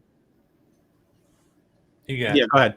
Okay, so No Network Found says, theories on the next Transformers movie. Since it was greenlit, he was wondering if you think it would be a Beast Wars heavy film, even if only Optimus Primal, then he would be happy. So I'm hoping for whatever movie it is a continuation of Bumblebee. I like that better. But so we'll start with Kato. What were you looking for a Transformers movie coming out, a new one? I think I'd be more interested in something different. Like for me, I'm excited for the Beast Wars live action one to come out. I think that's probably going to be the most interesting to me because it's so outside of what I'm used to watching. And it would be a nice palate cleanse from some of the movies that have come out before, as long as it's good. Please, God, be good. And as far as like a Bumblebee sequel, fine with it. I really would, honestly, I would rather a full CGI live action extension of the first 3 minutes of the Bumblebee movie. Give me that. Keep the people away. I don't. Just no humans. I'd be fine with no humans. Give me a Transformers story. It can hold its own weight. Let it happen. Patriot thoughts. I agree with Kato 100%. You go to a Transformers movie, you want to watch Transformers. I don't care about seeing some girl bend over a motorcycle. I don't want to see dogs humping on a birdhouse. I want to see Transformers fighting. I want to see the story. You know, I don't want to see, you know, the Decepticons, the main villains of the film. Oh, we're going to hold those off until the last 15 minutes of the movie. You know, get somebody who understands the franchise. Get somebody who loves the characters. It doesn't have to be a rehash of the same thing over and over again, but give me that. I mean, I want to see Transformers, not all the human crap. Yeah. Okay, so Rodimus, thoughts? And also, what if Duke, Roadblock, and Scarlet just showed up in the movie? Would that change your opinion? Well, yeah, because you're not dealing with the teen drama nonsense. Okay, so it's more of the lusty sex stuff. You'd rather have the full-on military experience of war. That's what actually, believe it or not, the first Transformers movie was supposed to be G.I. Joe. Yeah. Then they turned it into G.I. Joe meets Transformers. Then they turned it into,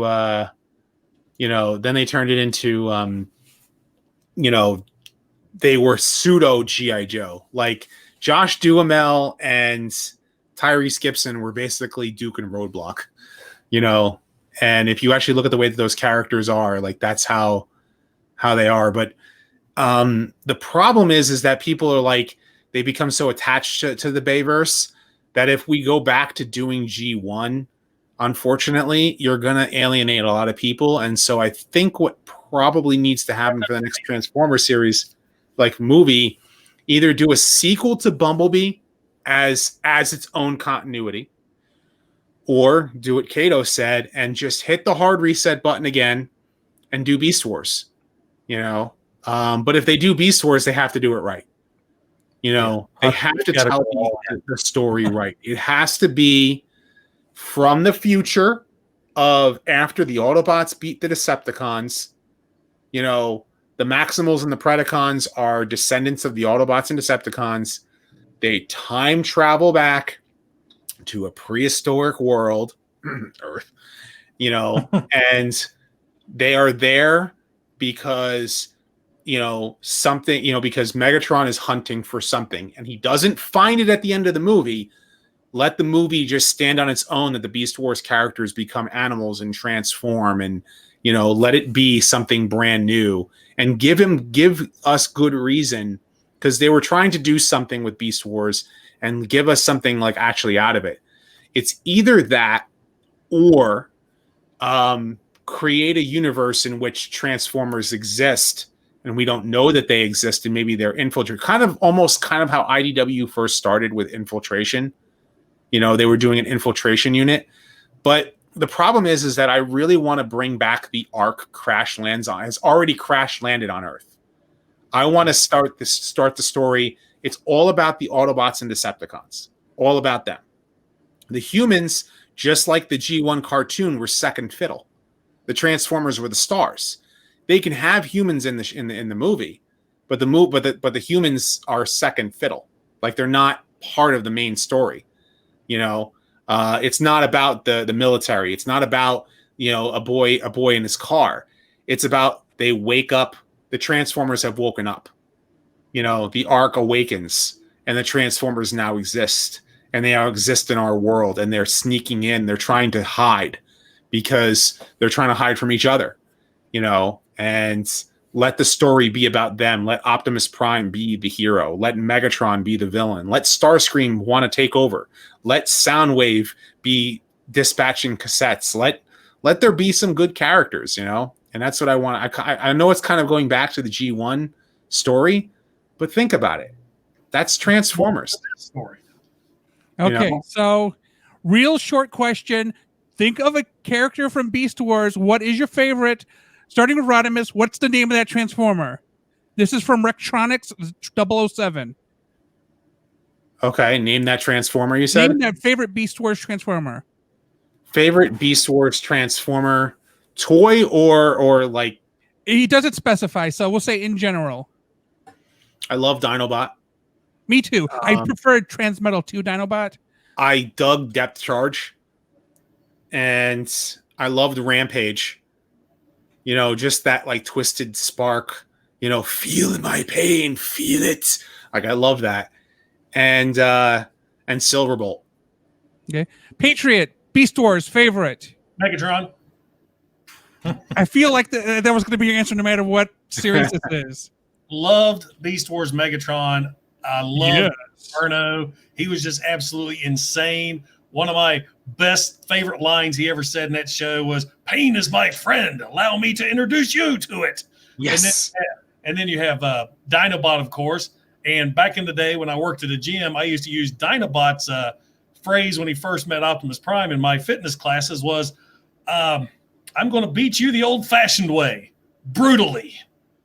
I mean, it's oh yeah. It was like from second episode. Yep. How about Inferno? Yes, my queen. Kato, favorite Beast Wars. Dinobot probably had the best story arc for me, but I liked Black Arachnia too. I thought she was awesome. Yeah, okay. I just think she had a lot of. She was a really cool character through the show, and I always like characters that kind of sway back and forth between what they think is good and bad. And I really like Dinobot and Black Arachnia. Okay. Easy peasy. So Omega Maximus asked, have you watched Thew Adams' Transformers knockoff Beatdown on YouTube? And I'm going to add, what are your thoughts on the knockoffs you've seen or personally had experience with? So we'll start with Kato. Do you know who Thew Adams is? And what about knockoffs? I think Thew is hilarious. I think he's entertaining. And as far as knockoffs go, I love them. I've got one right there. I've got one. I collect knockoffs. Absolutely. So that's an easy answer for me. Absolutely. Okay, Patriot, Thew Adams and knockoffs. I've not seen his knockoff Beatdown. Yeah, that's what. Okay, make sure I said that right. And I've got no problems with knockoffs either. My MP Megatron is a knockoff. My MP Beast Wars Megatron is a knockoff. I paid $100 for those figures opposed to $350, and they look just as good. And I'm not buying them to resell them on the market for double the price. I'm buying it for my collection. I even have some harder to find GI Joes. Man, where'd that come from? I have some harder to find Transformers G1s. That's where it came from. G1s that are knockoffs. I've got a reflector that is in great condition. That's one of the best knockoffs I've ever seen. That's going to be a great placeholder until I get the original. So if it's a good one, I've got no problems. But, I'm kind of leery anymore having stuff shipped from China, though. I'll tell you that. Okay, so Rodimus, knockoffs, and Thew Adams. All right, so start off with Thew Adams. Before I talk about Thew Adams, I actually want to say, I'm kind of a community guy, meaning I've watched a lot of everybody on YouTube, like the different YouTube channels out there, and of course I've seen Thew.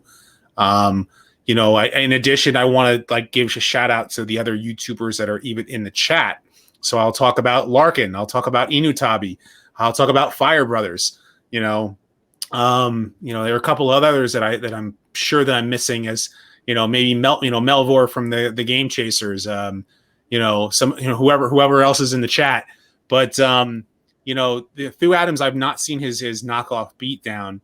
I've seen a lot of his videos, but just like any other YouTuber, I'll watch a few videos. I might not be able to watch everything because I'm usually busy trying to make the next video. But as far as knockoffs is concerned, I've heard the quality of knockoffs has gotten a lot better, but the last time I remember dealing with knockoffs was the real cheap crap.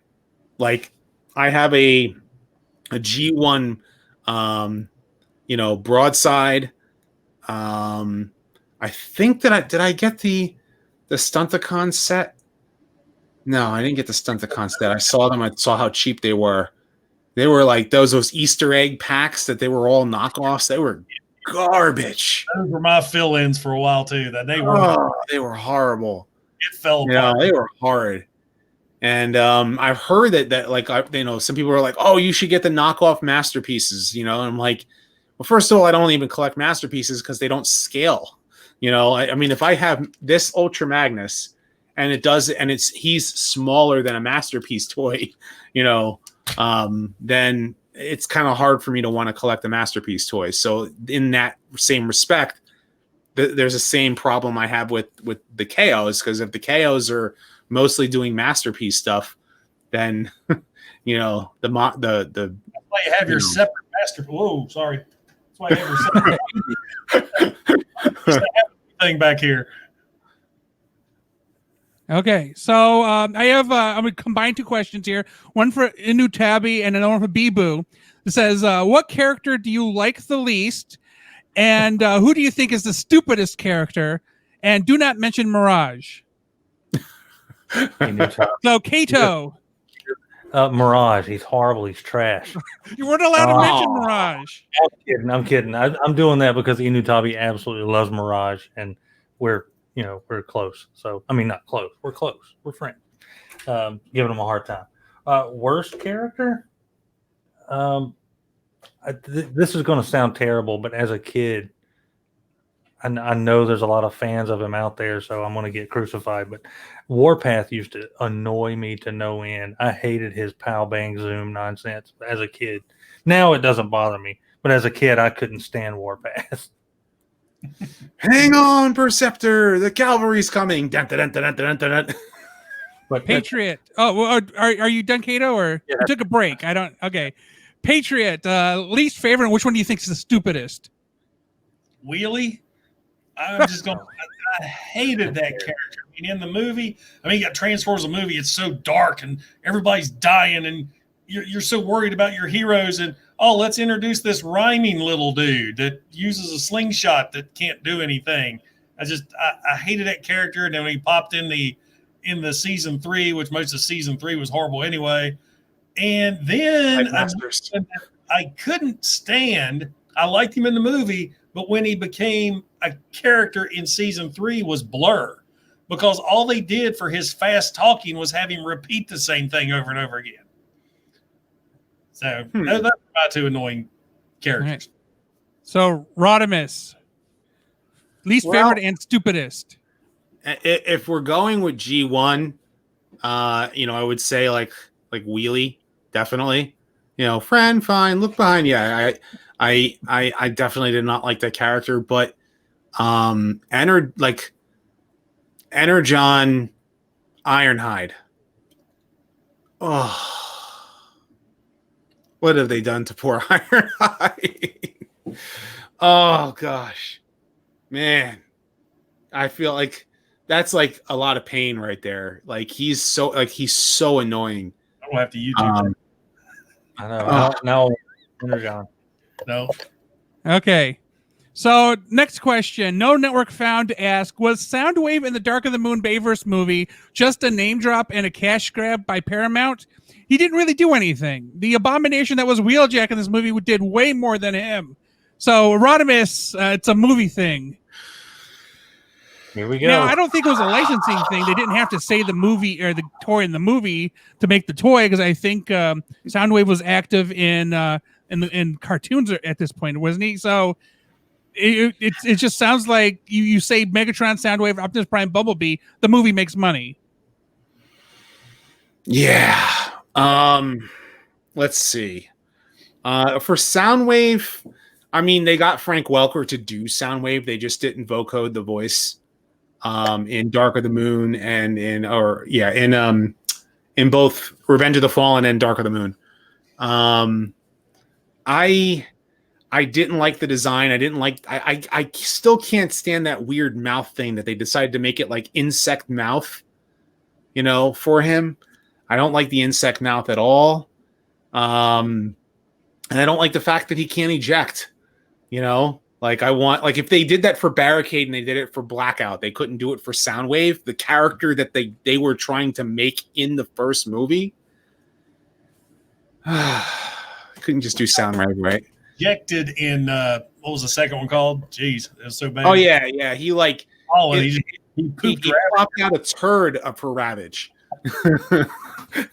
Like Good. just the way that he, yeah.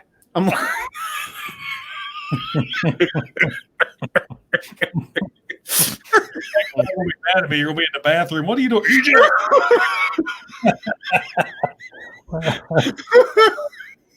After bed. Okay, so Kato, was Soundwave a money grab or just useless? Yes. Okay, great. Moving on to Patriot. Yes, no. Yes, yes. Okay, moving on. Jack Harp III asks, like other traditional souls, can a spark be eaten or consumed and destroyed forever? I thought this question when I watched Screw Attack Starscream versus Rainbow Dash. She consumed his ghost. So this is from Death Battle, I believe. So Yeah. we'll start with Patriot here. Can souls be extinguished?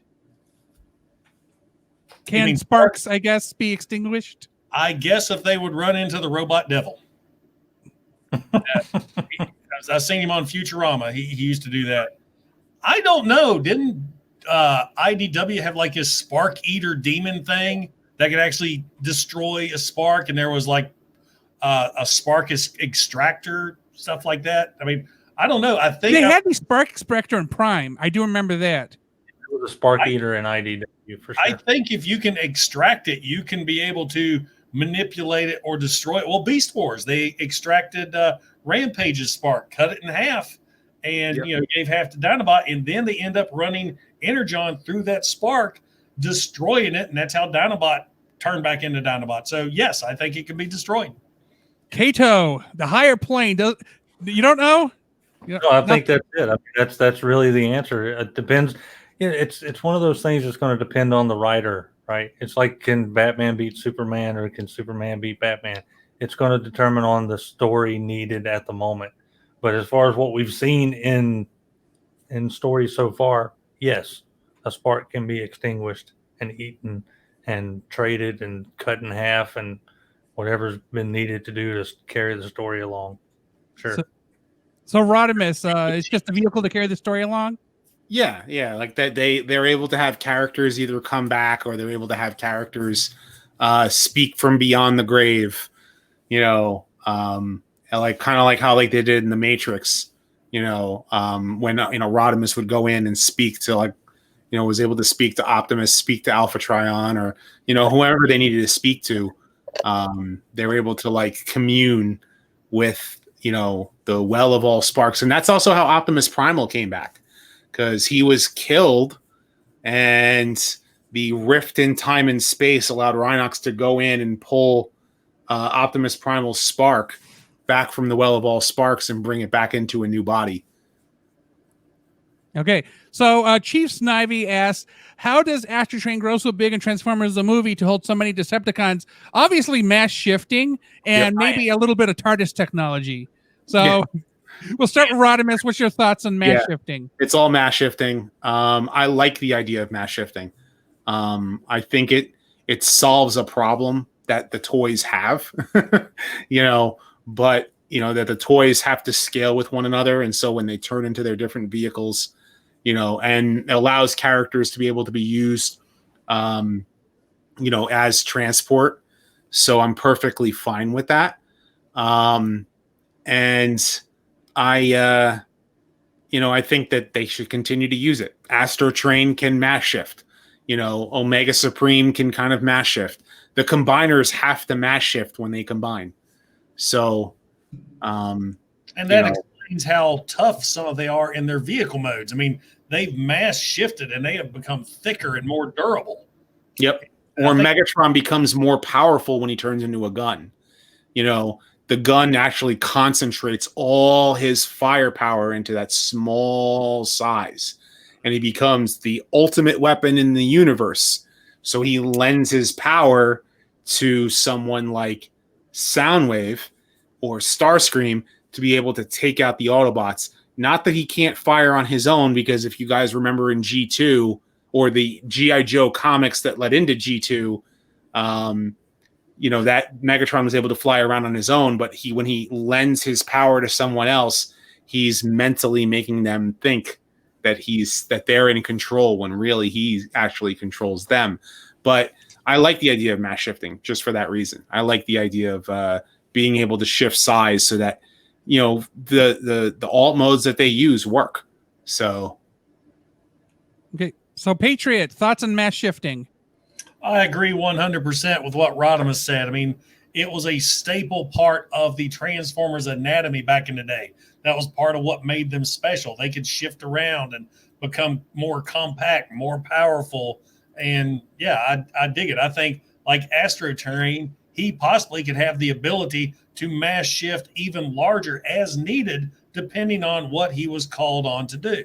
Like if he's going to transport all those Decepticons, he needed to be bigger. If he's only going to transport a few, he could shrink down. Okay, Kato? I agree with what Patriot Prime said about agreeing with about what Rodimus Primal said. Now, I think it's obvious it has to happen in order. Right there. Yeah, it has to happen in order to carry the story along. Otherwise, it just can't make. It has to make sense in its own universe, and that's the only way to do it.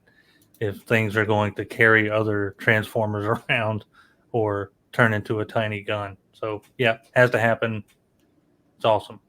Now, Rod, real quick, what is so bad about that issue right there? The art is fantastic. Then the next issue, it absolutely sucks. Oh yeah, yeah. The art here is great too because you can see Megatron transforms into the, into a gun. He can fly around on his own, with plasma blasts. Alien technology. And then what's her name? Biggins. What was her name again?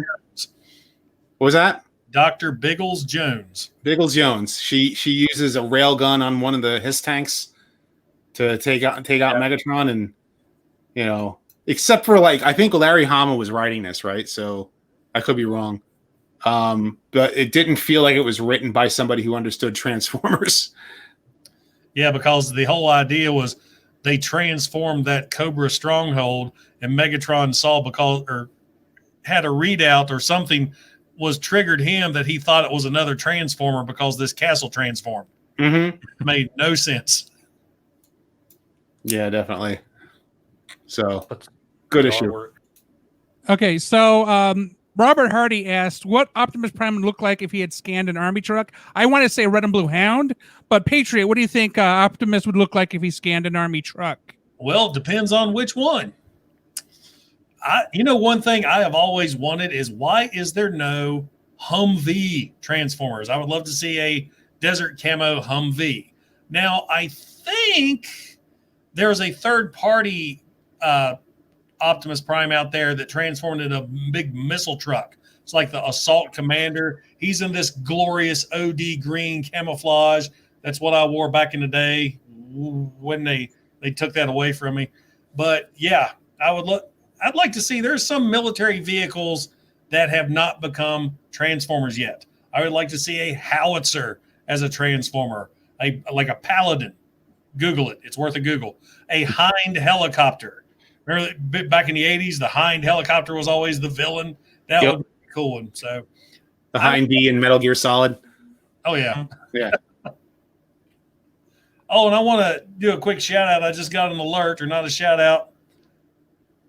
There we go. There we go. Just that. So if any of you guys subscribe to me on here, thank you so much. Yep. Awesome. You guys got me to that 1,000 too. So thank you. Get my second channel up to 1,000 subs too while you're at it. Yeah. Go get Rodimus Primal Talks. Kato, militarized Optimus Primes. It's already happened in the third party, like Patriot Prime said, and it looks freaking amazing.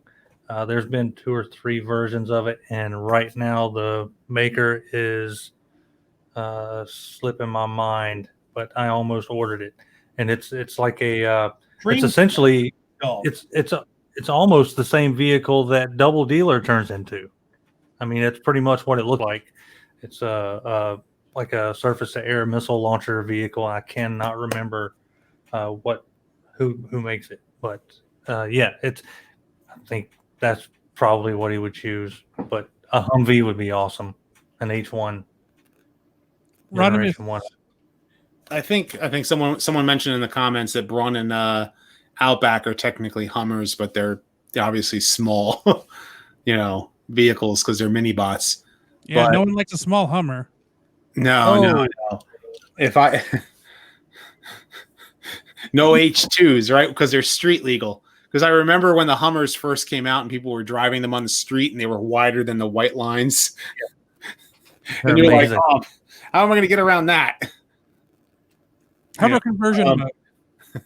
But I mean, I wouldn't mind seeing some like I honestly think it would be cool to see Decepticons ticking on some of them, or Swindle could be a Hummer. Allow the Combaticons to get a modern update. Now, I know they did it in the third party, trying to modernize their vehicle modes, but kind of like actually do it officially. Maybe or either that or bring in some other characters.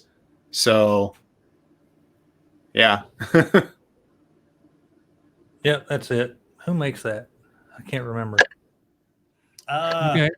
TFC Toys Supreme Tactical Commander Rolling Thunder. That's it. I think TFC. Cybertron actually the Cybertron Defense Force they were like military vehicles. I think Hotshot was a Humvee. He was an APC. He was a what? He was an APC. Okay, he's an APC. Then was the big missile truck. Yep. And Scattershot.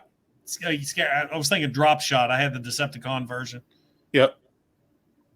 So yeah, Scattershot was a missile launching, vehicle. So they've done it, and I think it's cool. Some of the Cybertron toys are actually pretty good. I think some of them, not all of them. I wouldn't mind getting rid of some of my Unicron trilogy stuff, unloading it. I need to make more room for some of this Earthrise stuff.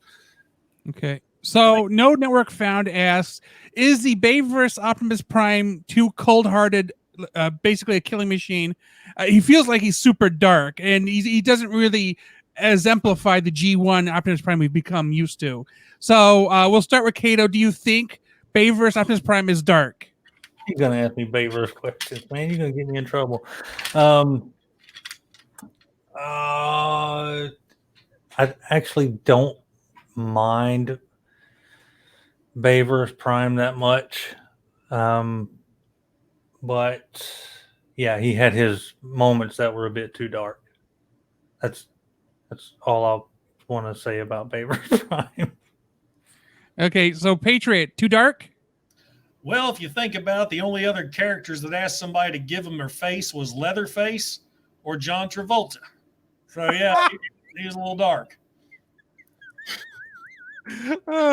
Rodimus, you think it's too dark? He exemplifies everything that Peter Cullen's brother Larry Cullen said not to do about Optimus Prime. When don't be a big loud hero. Don't be one of those Hollywood heroes. Be I'm going to misquote it because it's not it's not on the tip of my tongue. Is like be soft enough to be gentle or whatever. I'm messing it up, but yeah, Michael Bay Prime is just, he's not Optimus. And the thing is like there was that moment when there are those moments where he does those speeches like, fate rarely calls upon us on a moment of our choosing, or, we Autobots are doing this. Like there are moments that he has where it's like, oh, he's going into the real Optimus, but then he goes on to the give me your face, or, I'll take, it's cool that he says, I'll take you all on. Like, that's cool. But then he goes on to like, we'll kill them all, or I'll kill you. Like, whoever did this to Ratchet, he's going to die. Like, that, that's not Optimus. That's not Optimus at all. And, they need to go back and not just the speeches, not just the action hero. They need to bring that balance. Siege couldn't get it. With what Optimus is. They might need to go back and watch who Optimus Prime was in the original cartoon and see, who he was and why he meant so much to so many of us. So, Yeah. Okay. So Tumultra Spark asks, what's your opinion on Ultra Magnus? As I stated before, that Ultra Magnus is the Zero of the Transformers. Is Ultra Magnus the Zero of the Transformers, or is he someone else? Now, I don't get the second part of the question, but maybe you do, Rodimus. What is he? I mean, he's been put into the corner. He is baby in. The name of the movie passed on me. Dirty Dancing. Dirty Dancing. Thank you. So, what is your thoughts on how they position Ultra Magnus now? Well, just like Rodimus Prime, they seem to push Ultra Magnus to be like nothing. Like, he's nice. you know, they don't make the character. Either they make the character too, you know, they make the character too, like law-abiding, like, you will listen to what I say, soldier. Like in Transformers Prime, that's not Ultra Magnus. I didn't like that Ultra Magnus, and I didn't like this Ultra Magnus in Siege. The way he was in the original cartoon was that he was good enough to be a leader, but he would never ever be able to amount to more than second in command, and he knew it. He felt the most comfortable in that second in command. Like, I could give you advice. You can send me out to lead a squad of troops, but don't make me lead everybody. That's who Ultra Magnus is. And, I love the character. Clearly I customized my Siege Ultra Magnus toy, because I wanted to bring about that, even with the Toy Hacks labels, to get the G1, I even painted the chrome there. But, I love the character as a second in command to both Optimus and to Rodimus. I like that he was like one of Rodimus's mentors. So I liked that about the character. So, and he was kind of like, he was able to be the action hero when Rodimus Prime needed to be presidential. So. Okay, so Patriot, Ultra Magnus was the military branch leader, I guess, technically, but he also didn't want to be the overhaul leader. Do you think that gave him a good arc at all? Like, he can command the battlefield, but he doesn't want to have to make them big decisions. And I think that works perfectly for him, because I've known people like that, and it adds a bit of realism to the character, in my opinion. I mean, shoot, there's positions I've been in myself where I would rather do this. You tell me what to do. I will take care of this mission. I will do what needs to be done. But I don't want to be the one that makes him do it. If you know what I mean. Right. So I like it. I think it makes him very grounded and gives him a little bit more of a personality. Yeah. Pretty much there's so many of these characters that are just, they're cookie cuttered. Okay, this guy, he's a tank guy. He does this. He's a car guy. He does this. Ultra Magnus, he's your battlefield commander that will, without a second thought, rush into battle, save the day, do what needs to be done. But he doesn't want to be the one who's at fault for leading someone else to die. Let's put it that way. Okay, so Kato, thoughts on Ultra Magnus? Do you think because it sounds like to me Ultra Magnus compartmentalizes his actions, and everything has just an order. A has to happen for B to happen. Everything's planned out. What are your thoughts on Ultra Magnus? I've always liked Ultra Magnus as a character, and kind of like what Patriot Prime was saying, there are folks out there that are much more willing to go and lay their life on the line than they would rather send someone to go lay their life on the line. And I thought that, especially in the 86 movie, even as a kid, the obvious choice for second in command, plot-wise and story-wise, you expect it to be Ultra Magnus, right? But that little twist that it was this young buck hot rod that was actually the one. I think Ultra Magnus is a great character. I love the G1 representation of him. The Siege version of him was probably one of my only things that I really didn't like about how they portrayed him in the show. But yeah, I love Ultra Magnus. I think his character in the 86 movie is exactly what it should have been. He he knows that he can go fight, but he doesn't want to send someone else to do it. So Vincent Nagajian brings up, speaking of Ultra Magnus, Win. White Optimus Win. Prime. Say what? Win. Win. Oh, And we just NGY. win? Wow. Win. That's Okay. win. Well, continuing, and sorry for the mispronunciation. White Optimus Ultra Magnus. I've gotten used to it since G1. I really thought in the 6 episodes that we just got for Siege that he would flip out of his armor at some point, which never happened. So starting with Rodimus, do you think that should continue? He is just a white base form Optimus Prime in his armor, because technically the armor is the Magnus armor. That's how it should be. That's how it was supposed to be to begin with. Like, I consider him almost like a multi-component transformer in that respect. You know, in that, you know, underneath the armor is a white Optimus Prime. Now, personal theory is that, and always has been, is that Dion becomes Ultra Magnus, and, you know, was basically built to be another Optimus in case Optimus Prime, I guess, fell in battle. You know, it was kind of like Alpha Trion's backup kind of thing. And since he was made from Optimus Prime's friend, you know, that would be a good way about doing it. Now, if you see my videos about that, Dion, Ultra Magnus, and How Did Ultra Magnus Survive was my Ultra Magnus trilogy.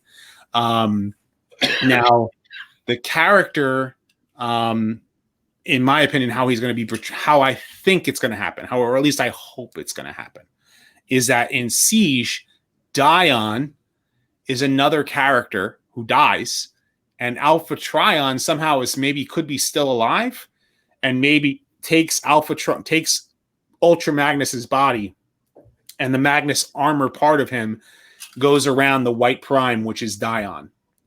That would be cool. That would be really, really cool if they do that. So, like, make it where Dion replaces the original Ultra Magnus, and the original Ultra Magnus died at Megatron's hand. So that would be a really cool way about going about doing it. Like, Ultra Magnus existed, he died, and then Dion becomes the new Ultra Magnus. Okay, so Patriot, your thoughts on Magnus being armor and a white Optimus Prime body? Well, to be honest, in the Netflix series, when he was being tortured, I was waiting for him to fall out of the armor.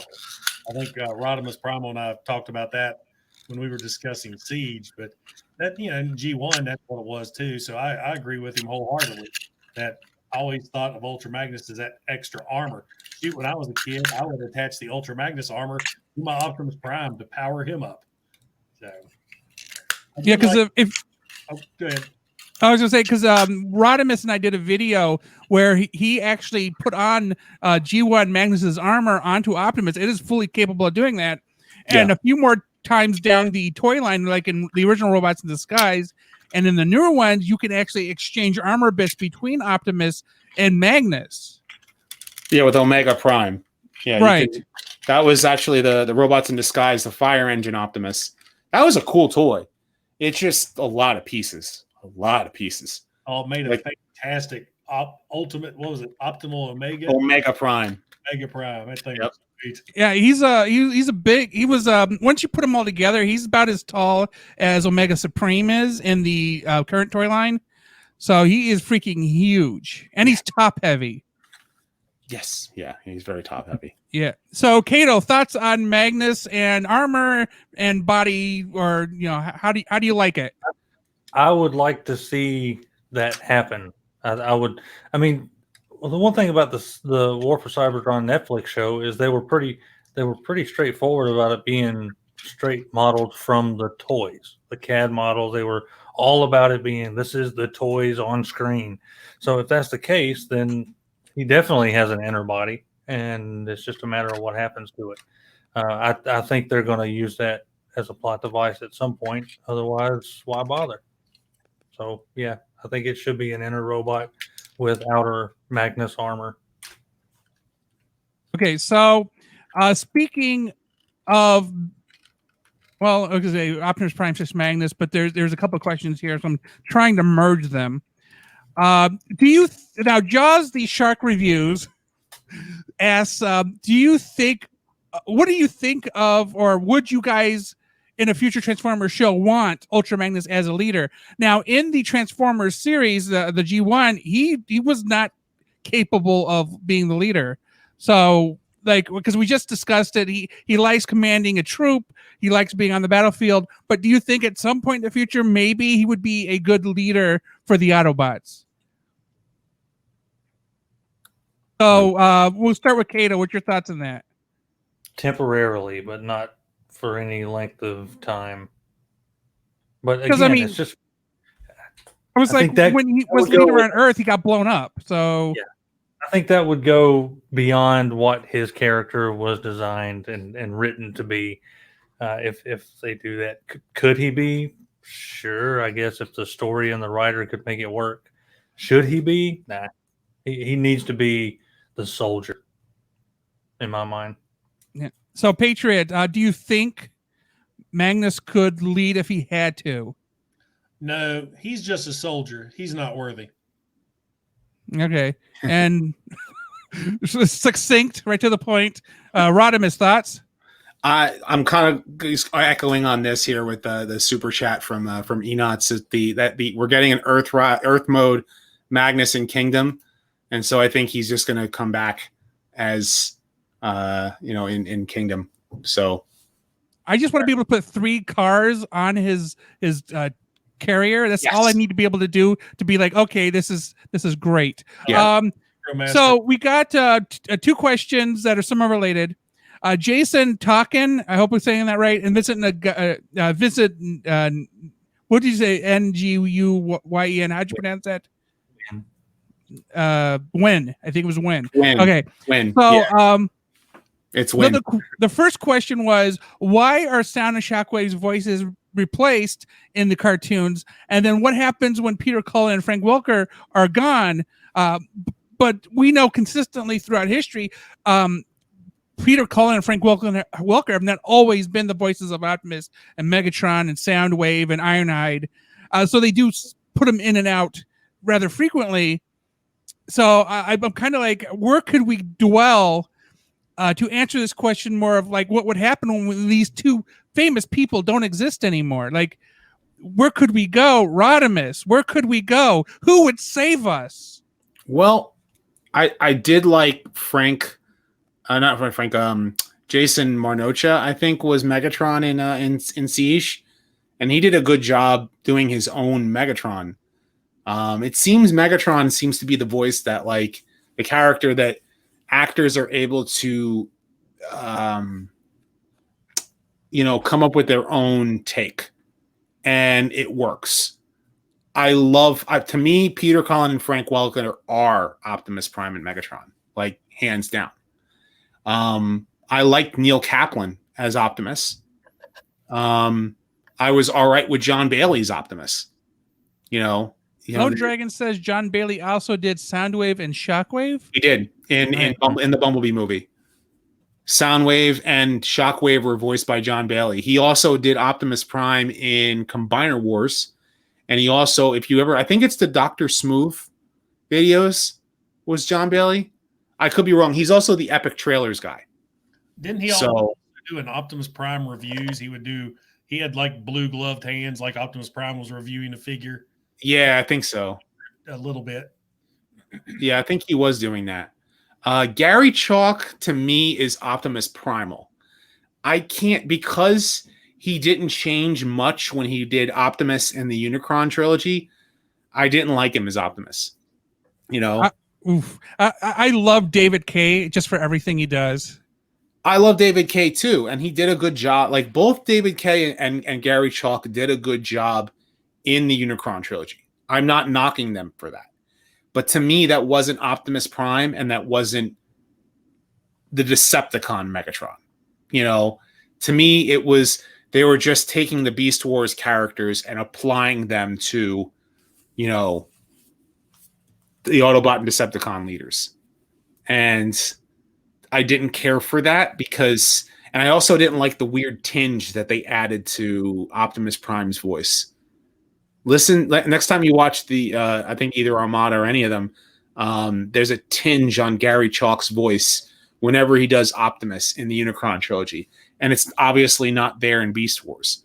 So, because they were trying to figure out a way to make him sound different, and so I like, and I've met them both, you know. So it's not like I'm going to say like they're bad voice actors. I like them. I like their voice acting. I don't feel like that Optimus Prime, the Autobot leader, you know, and Gary Chalk, they don't go hand in hand. Optimus Primal, to me, that's Gary Chalk. Like, step aside, Ron Perlman, please. Give me Gary Chalk, please. You know, but the same thing with David K and Beast Wars Megatron. You know, like I can't, like I didn't care for the Unicron trilogy. You know, him doing Megatron, but he was great as Megatron in Beast Wars, you know, because you hear it with whenever Megatron says yes, that's supposed to be Beast Wars Megatron, not the Decepticon leader. And I guess I can say, I mean, the young Optimus from animated, you know, that David K did was good. But I told David K, you know, when I met him in person, I was like, did you know that there's a character named Rodimus Prime? And pretty much what they did with your character as Optimus was they applied Rodimus Prime to Optimus Prime. And he goes, I don't have to look that stuff up, because he's a big fan too. Like David K will go back and watch Transformers. So, you know, he's cool like that. Like, he's just a really good guy. You know, like, so when it comes down to Transformers stuff, you can talk with him about stuff and he's cool about it. You know, Okay. you can tell him like, I didn't like you in this, but I loved you in this, and he's cool about it. So He doesn't have an ego, is what you're saying. yeah, David K is just one of them. David K, Frank Welker. I mean, I didn't make Frank Welker. David K, Gary Chalk, I met. Greg Berger was cool. You know, so like when it comes down to a lot of these voice actors, I guess like I love them, but they definitely feel like they belong with certain characters, kind of thing. So yeah. Okay. So Patriot voice actors, who do you love? Well, everybody hit the nail on the head with what they've already said, but you left out one. Corey Burton as animated Megatron. I thought that was a great Megatron. That was a good Megatron. On the character. That is one figure I would like to see make a comeback. I love the dual-bladed helicopter, and I think I would love to see a modernized, not animated version of that particular Megatron. I mean, he had the cannon, That'd be cool. swords. I mean, I was hoping for that maybe in this reboot thing, but I love that voice. Agree with you wholeheartedly. I can't hear David K do anything without hearing Beast Wars Megatron. My son was watching Teen Titans Go one day, and David K played a dragon, and I heard it, and I thought he was watching Beast Wars. I was excited for a moment. And yeah, but as far as the Optimus Primes, lots of good choices out there.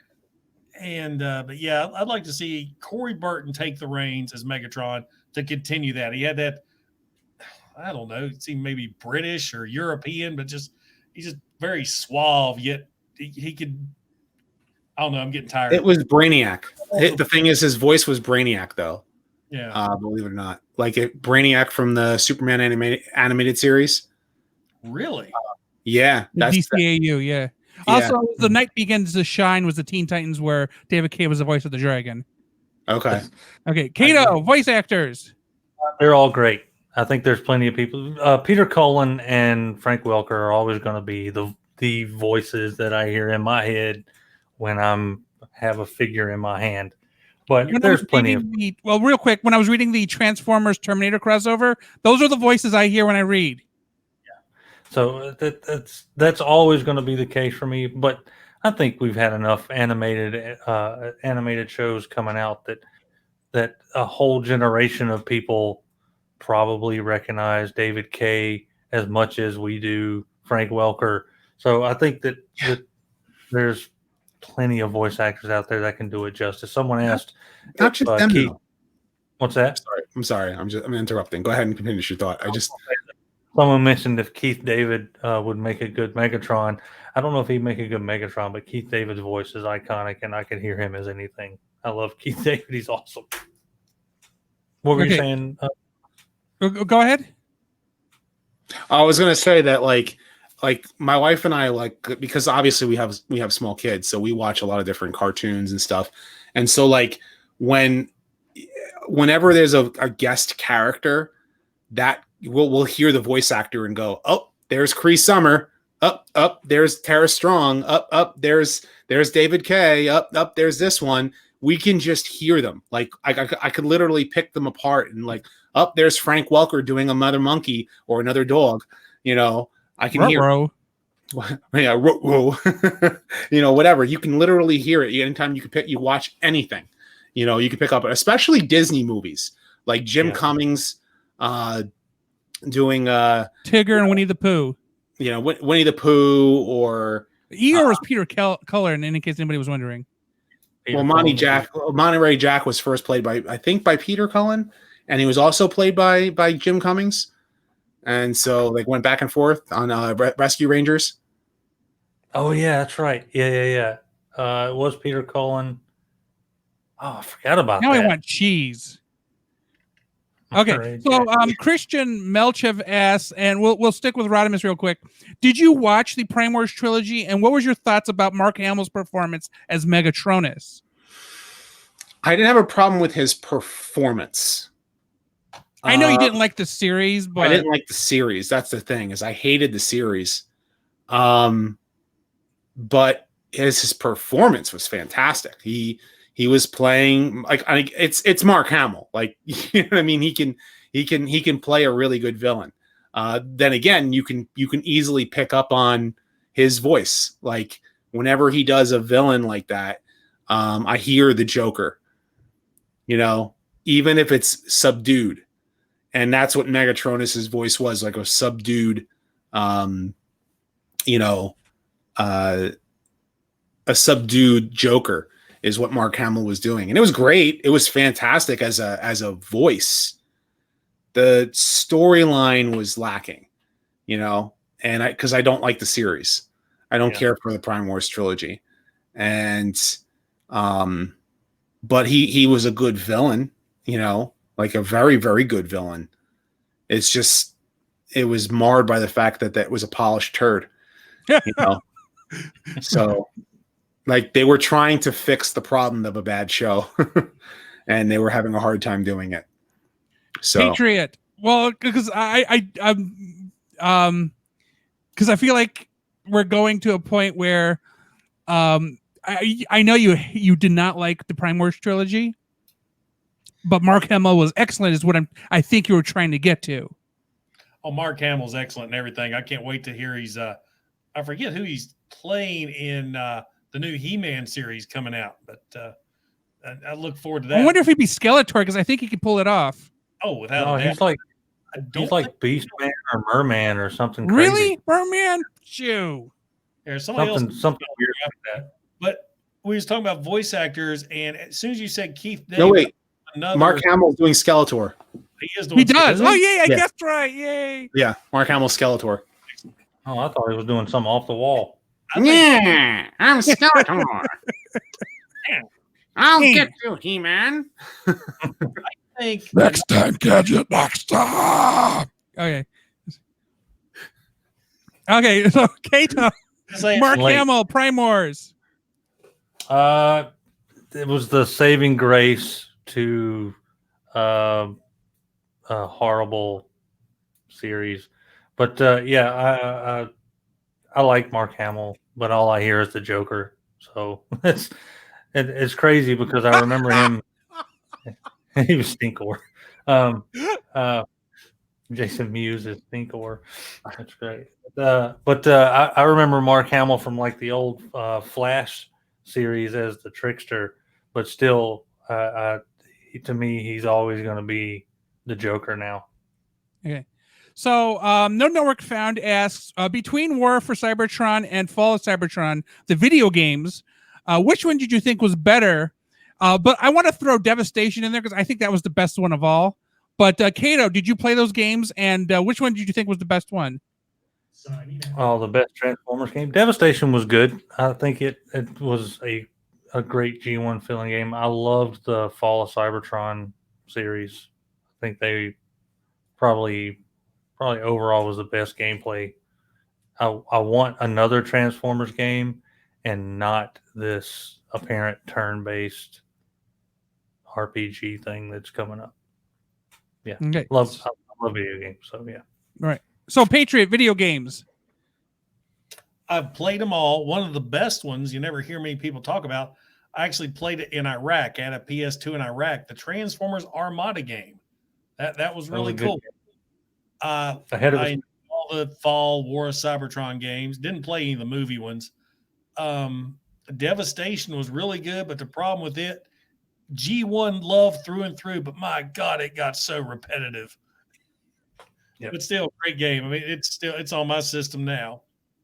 Yeah, I still have it on my PS4. It's Rodimus, Transformers video games. I really love Devastation, but I felt like it needed more characters to be playable, and it needed like make the characters not feel the same. Like all the characters were the same, even though they were different, except for Grimlock. Grimlock was great, but I think Fall of Cybertron I had a lot of fun with. I really, really dug Fall of Cybertron. Comparatively speaking, like I love G1 so much, and so I love Devastation, but Fall of Cybertron was a lot of fun to play, and I liked the little references they threw in the story. Playing as Bruticus was a lot of fun, and then having to put Megatron back together after he gets smashed by Metroplex, or shooting Metroplex and watching him go, "Why do you shoot me?" or something, or whatever he says, like I think that was a lot of fun playing that one. War for Cybertron felt like it's what Fall of Cybertron basically fixed all the problems with War of Cybertron, but War of Cybertron had a better story, I want to say. I think it's kind of hard. It's really hard because all three games are really good.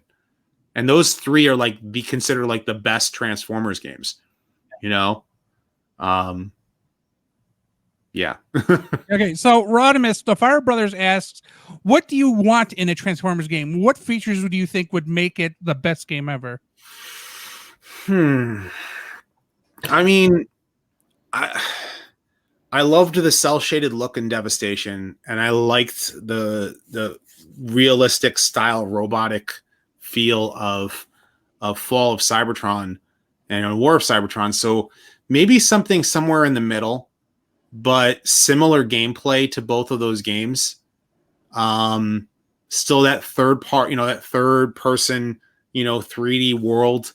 I liked the exploration that you felt like you could explore in Devastation, like you can go places, but maybe do something where you're actually telling a story that becomes canon to whatever Transformer series is next, or maybe actually make it fall in line with the G1 cartoon, because Devastation doesn't fall in line with the G1 cartoon, but actually does fall in line, so you can make it make the video games tell the story in between season 2 and season 3.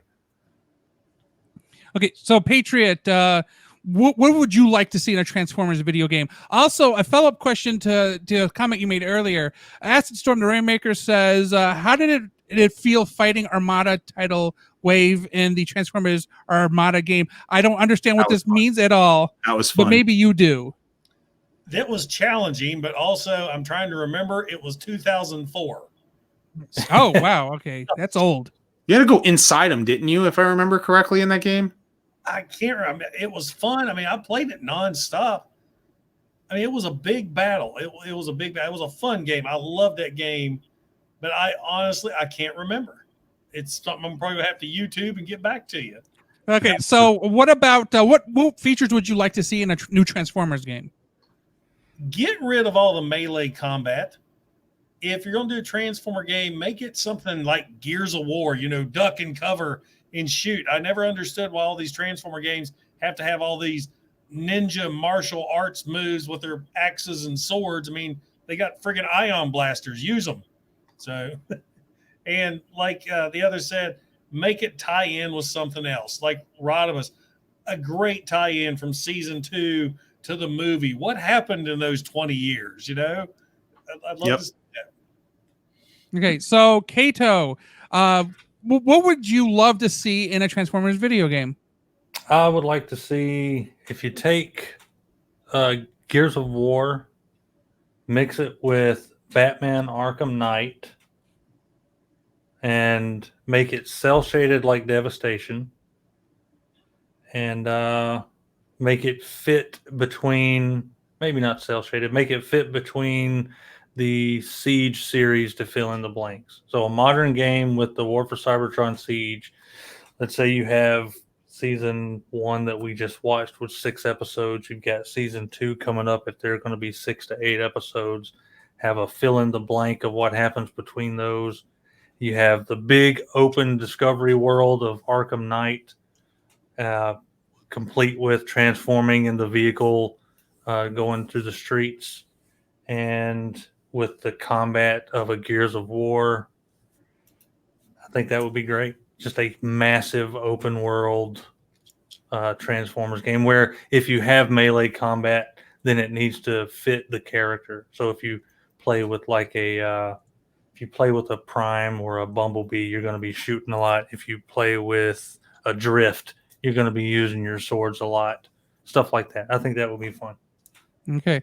So, so Kato, sticking with you, Media Maestro asks, what were your thoughts on Transformers Animated? I thought it was really fun. I think Animated did some good stuff with the characters. I really have been kind of searching online retailers a bit to find some of those animated characters because I really like the designs of them. And thanks to Tubi TV, I've been catching up on a lot of those episodes that I did not get to see. It's a lot of fun. Okay, so Patriot, what's your thoughts on Animated? I absolutely hated it at first. I hated the art style. I hated how kiddified it was, but I've mentioned this in many of my videos. I always love how these Transformers series start out so kid-friendly, and then about midway through season 1, they realize who's actually watching the show. And by the end of that first series, it flipped. It got more mature. I said dark in a video, and somebody got on to me. So I got more mature. And especially, I think it was the scene where Blitzwing flies down on Ratchet, freezes his hand, and then breaks his arm off. And you got this it looked like bones sticking out. I was like, ooh, this really kicked it up a notch. So I don't have, the only figure I have animated is my Megatron, like Kato. There's a few others I'd like to get. I've come to appreciate it a little bit more now. As I said, I love Corey Burton's Megatron. So, yeah, didn't like it at first, but I've come around. Okay, so Rodimus, Transformers Animated. I think it's a great series. I think it's absolutely a great series. I didn't like it at first. I didn't like the chins. I still don't like the chins in places. It's just the art style. And I know Derek Wyatt, he loves to draw characters looking like that. That's just his art style. But it's just I didn't care for the chins. And everybody all said they didn't care for the chins. But out of context, it seems racist. I'm just putting that out there. What? Chins is a common Asian last name. Oh, okay. Late, man. You're my mouth needs work. Continue on. I just continue on. It must be getting late. No, that didn't work. Nope. That didn't. You flew it. It didn't land. No, because I thought it was a great series. I wish they would have gotten to that 4th season because the storyline, which has been slowly leaked out over the last couple of years, sounds like it would probably get us more into a more modern take. Because I mean, we all see the beginning of Animated where Optimus is young, he has a young crew, they're mining rocks. But I just wanted to see Optimus get the trailer at some point. It would have been cool. I mean, the thing is like the story did feel like an ending. it was rushed. That season 3 ending was really rushed, but it did feel like an ending. Like if there was no more after this, which obviously there isn't, then you're satisfied. But at the same time, there could be more. Like the way that they ended the show, like it was open-ended enough, you know, that it was open-ended enough that it was that they could continue and they could have made a 4th season. But I'm okay with how it ended. The only animated toy that I own is Soundwave, and it was because I needed a Soundwave. You know, I have a G1 Soundwave, but I wanted a modern action figure. Yeah, I got to put this up here. I think I also bought the animated Soundwave. Now I'm thinking about it. Was he the? Oh yeah, because he was the car that would. He was the SUV. Yeah, right. Okay, I do own him. Okay. So No Network Found asks, is making Chromia and Moonracer look the same in Siege lazy animating, or is it accurate to the comics and show? He says, I was shaken up by the character model and I thought one was the other at one point. Now, I remember you did the interview, Rodimus, with the producer, and he said it was a cost savings thing to use similar models and just color them. Yep. So, I mean, do we really need to explain more? I mean, because it was money, as Patriot has pointed out. It was totally about money. Yeah. It was because Polygon Studios is a very expensive animation studio, and they're a CG animation studio. They're good animators, and they're using the CAD drawings, but unfortunately, they only have, like, from what I understand is that, and he even said this to me, he says you have to make a robot mode, you have to make a vehicle mode, and then you have to make a transforming from robot to vehicle or back. So it's 3 models per transformer. And that is the reason why so many characters, there were so many recolors of the same character. It's why some transformers don't even transform on screen. And it's why there was even some characters who just never got shown, like Springer or Eight Face or whomever, is because they just didn't have, they only had so much budget to put so many characters on screen. And unfortunately, yeah, like my wife was really mad about Moonracer. Really, really mad about Moonracer. And I was too. I was more mad about Moonracer in that they had the MacGuffin that could revive her in their hand, and they didn't revive her.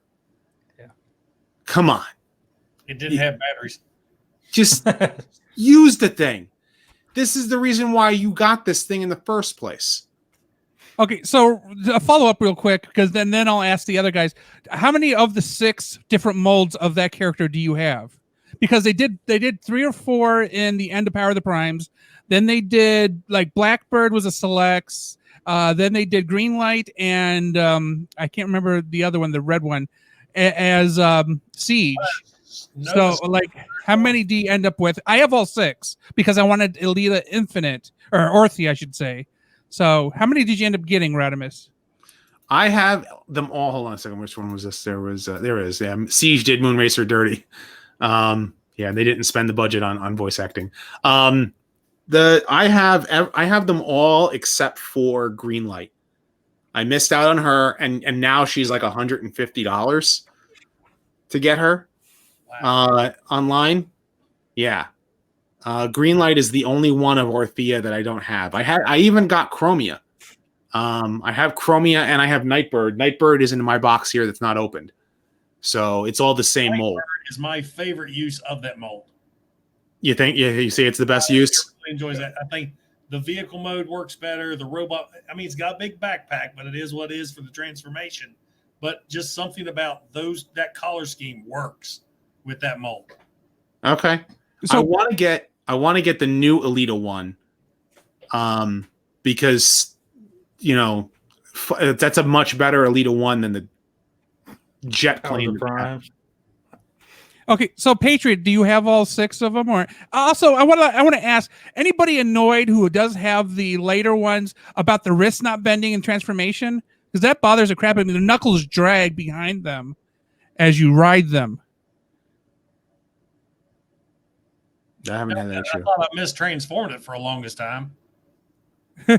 Yeah, because the ones that released at the end of Powers of the Primes, the wrist bent in for the transformation, creating a bumper. But then Blackbird and I forget one of the two others that came out afterwards. I think Greenlight was one of them. The wrists do not tuck in anymore. I think it So- was Greenlight. Yeah, so I sold them all except for Nightbird. Like I said, I like that mold. I like the use of that one. okay. So Kato, your thoughts on the 6? Do you have them all? You got that Orthia going on? No, No? I have Chromia, and I didn't like the mold enough to get any of the repaints. I think that they really should have done a better job of getting those Fembot characters out there. But I am looking forward to the RC molds coming out, Elita 1 and RC, Lifeline. I'm looking forward to all those. But yeah, I didn't like the Chromia Moonracer mold that much in order to get any of the other ones. Okay. So Kato, Robert Harley, a new table, ask, what did you think about the Transformers 1 Barricade? Oh, Inutabi's trying to get me in trouble. He wants me to say bad things about the Bayverse Barricade. I loved it. I thought it was a great character, and I think it was a great way to bring that character into Siege. So take that, Inutabi. I didn't bite, sucker. Rodimus He's Barricade. texting me. I like I actually think that's like one of the few characters from the Bayverse that they did a good job on. I don't like movie 1 Barricade. I actually think the Last Night design for Barricade, with the brass knuckles and the cop shades, I think that he's got, because he's a bad cop, I think is a great looking design. Personally, I like Guido Guidi's or Guido Guidi. I'm mispronouncing it. His design using G1 smokescreen with a light bar as Barricade is a great update to make it G1-esque. And so I loved the fact that he was in Siege, and I would love to see them release, because I didn't buy that Barricade, but I do want them to make an Earth Barricade out of smokescreen with a light bar. And I think that would be really fantastic, because it would bring the character full circle, he's kind of like G1. He's but the thing is about the character in the movie is that what does he do? He gets his rear handed to him to Bumblebee, and then he disappears. He gets beaten up, and then he disappears. In the middle of the movie, killed. He disappears. Yeah, and so you wonder, I think he even got he disappeared even in Siege, right? I think he just disappeared, or did he die? I'm trying to remember. He just disappeared. I don't remember him dying, because I was always happy to see him on screen. I love that character. I love the design of the toy. I was like, oh God, I have to have this. I just like the look. Far away from his G1 figure. Yeah. I knew you were going to bring that one out. That's Which what is funny. Chris McFeely just did a basics on Barricade, where they shift it from that toy to the movies, and then the movies is why the toy line now has the newer version of the toy in the car form. Don't forget Onslaught that they did in Energon, or in Superlink, was turned into Barricade in Energon, and that was the core of Bruticus Maximus. And don't forget about that one. Oh yeah, he was a missile truck. Yep. And basically it's Onslaught, but they didn't name him Onslaught, so they called him Barricade. Okay, so Patriot, thoughts on Barricade? Oh, love Barricade. He's probably my favorite thing out of the Bayverse. Like I said, it took this little no-name pink and blue race car with a cool name and created this really cool character. I love the evil cop idea. It kind of reminds me of the T-1000. And really cool, very underused in the movie. I was so pissed when the first movie came out, and like Rodimus said, he just disappears. He's in the chase scene. Michaela looks back, sees him coming, and that's it. You never see him again.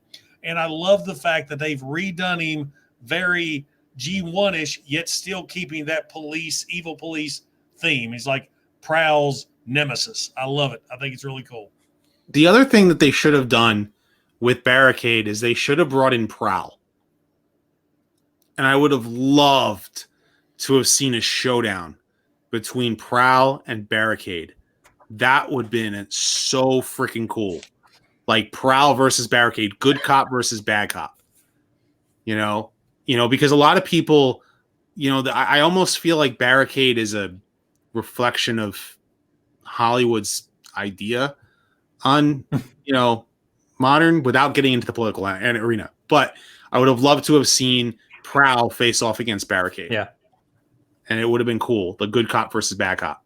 And, to actually have like Prowl make it a rivalry, like you were supposed to be a good law enforcement, guy, and you went bad and I have to take you down.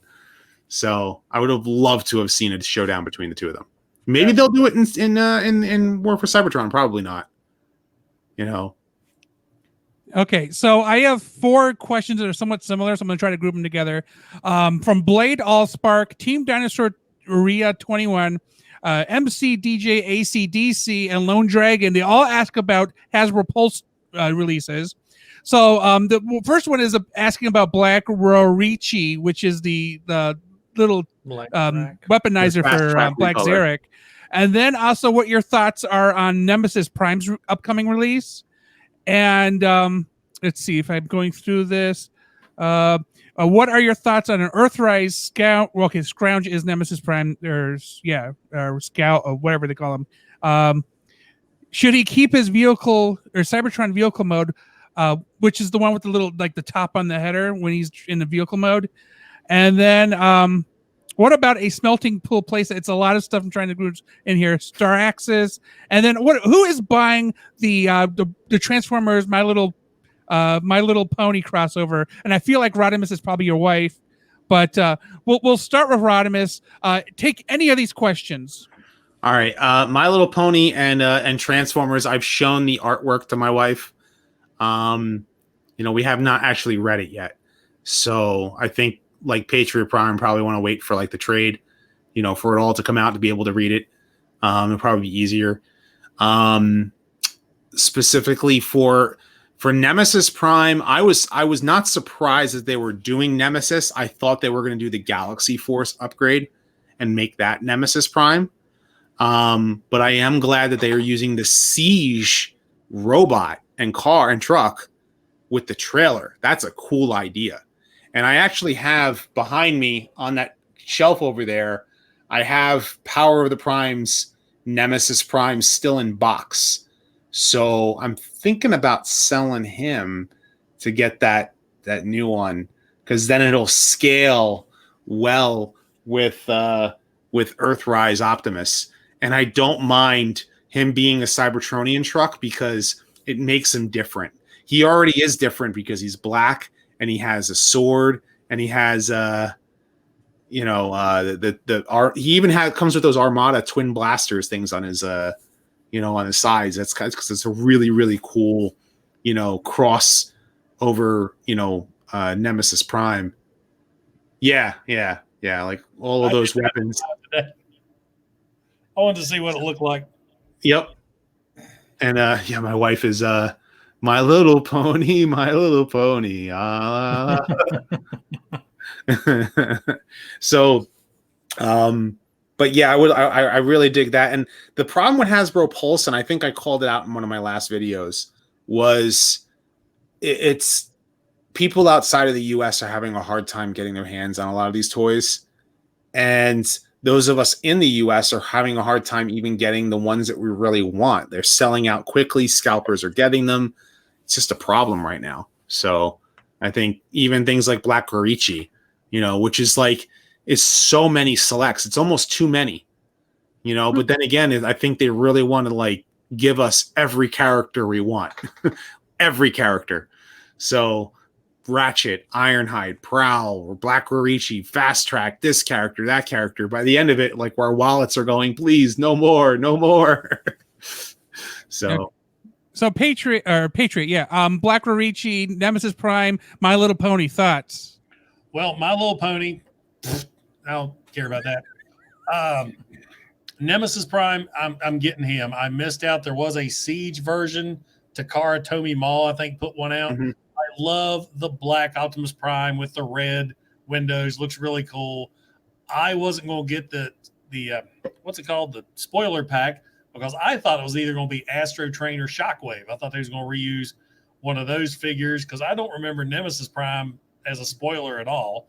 But I think it's really cool. I like the fact he's going to be the Siege truck with the trailer. Kind of gives that I was trying to not cuss the Goliath look. There you go. Goliath. And for Nemesis Prime, he doesn't need an Earth mode. He doesn't care. So I think it's going to be really cool. I'm hoping that somehow all those weapons that can integrate into truck mode like they do in robot mode, like the Nemesis Prime, the Titans Return one. And you don't want to sell him because he's got that awesome Nemesis Pax figure that comes with him. Okay. I haven't taken him out of the box, so. Yeah. Figure that's actually the cab, because the rest of it forms around him, is an awesome little figure. It's fantastic. I almost wanted to get another one just so I could display that guy. And what was the other question? Black Rorichi. Rorichi, whatever. That's cool, but I'm more for the fast track version. Yeah, I also have fast track order. Okay, so Kato, Black Rorichi, Nemesis Prime, My Little Pony. Black Rorichi is cool. Hopefully it hints that we'll get a Zarek. My Little Pony Transformers crossover. I won't read the comics, but I'll probably buy the figure because the lady loves My Little Pony. She collects too, so I got to get her something. And it's an excuse for me to buy it because it has Optimus Prime on it. So, yay. And what was the last thing? It's getting late. I'm so sleepy right now. I can't even think straight. What was the last question? We've been on this Nemesis Prime? Oh, Nemesis Prime. I love that it's available for everyone who wants it, but I'll probably pass on it. I just don't have that much of a connection to it. Unless I suddenly become a hypocrite and change my mind. It wouldn't be surprising. But as of right now, probably going to pass on it. I did pick up the first issue of Transformers My Little Pony Friendship in Disguise, and it's basically a magic interdimensional plot hole thing. So, I mean, you're not really missing anything. And, of course, the Transformers fight each other, and the ponies are defenseless. Yeah. Okay, so next question. Fatah Sahi asks, what are your thoughts on the upcoming animated Optimus Prime Megatron origin movie by Josh Cooley, completely set on apparently completely set on Cybertron? I didn't hear about this. Kato, did you hear about this? I heard nothing about it, but it sounds awesome. Patriot says he didn't. Rodimus, did you hear anything about this? I didn't hear anything about it. I'm willing to bet they're gonna, and if they do anything, it'll probably be an interpretation again of State Games, which, if you're familiar with that, that's the UK book in which which Megatron origin is based on. Okay, so then moving on, Bibu asks, why did they use GoBot animation and sound effects from season 4 of the Rebirth? And I think that was something to do with studios, because I remember seeing something about that some things got crossed over to make the cost cheaper in those last 3 episodes of the series. Rodimus, it seems like something you might know. Are you familiar with this? I'm not familiar with the sound effects. I do know that the Rebirth was originally scheduled to be 5 episodes. David Wise wrote 5 episodes, and they ran out of money. Hasbro pulled Sunbow's plugs, and they only had enough budget for 3 episodes. So they had to literally take 5. David Wise had to take 5 episodes of story and bring the Rebirth down to 3. And they didn't have enough money for Toei, so they went with ACOM. And we know how well they animate. And that was it. That's all the money that they had. And even being able to have a season 5 which was a rerun season with Power Master Prime, was the last bit of money that they had. And that was actually filmed in New York because Sunbow LA closed its doors in 1987.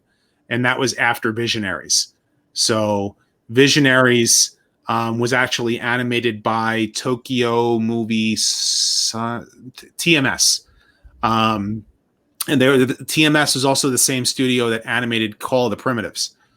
So if you didn't know that, like, so if you want to know why the animation in Call of the Primitives is so good, it's the same animation studio that did Visionaries, which is TMS, which is different than Toei and different than than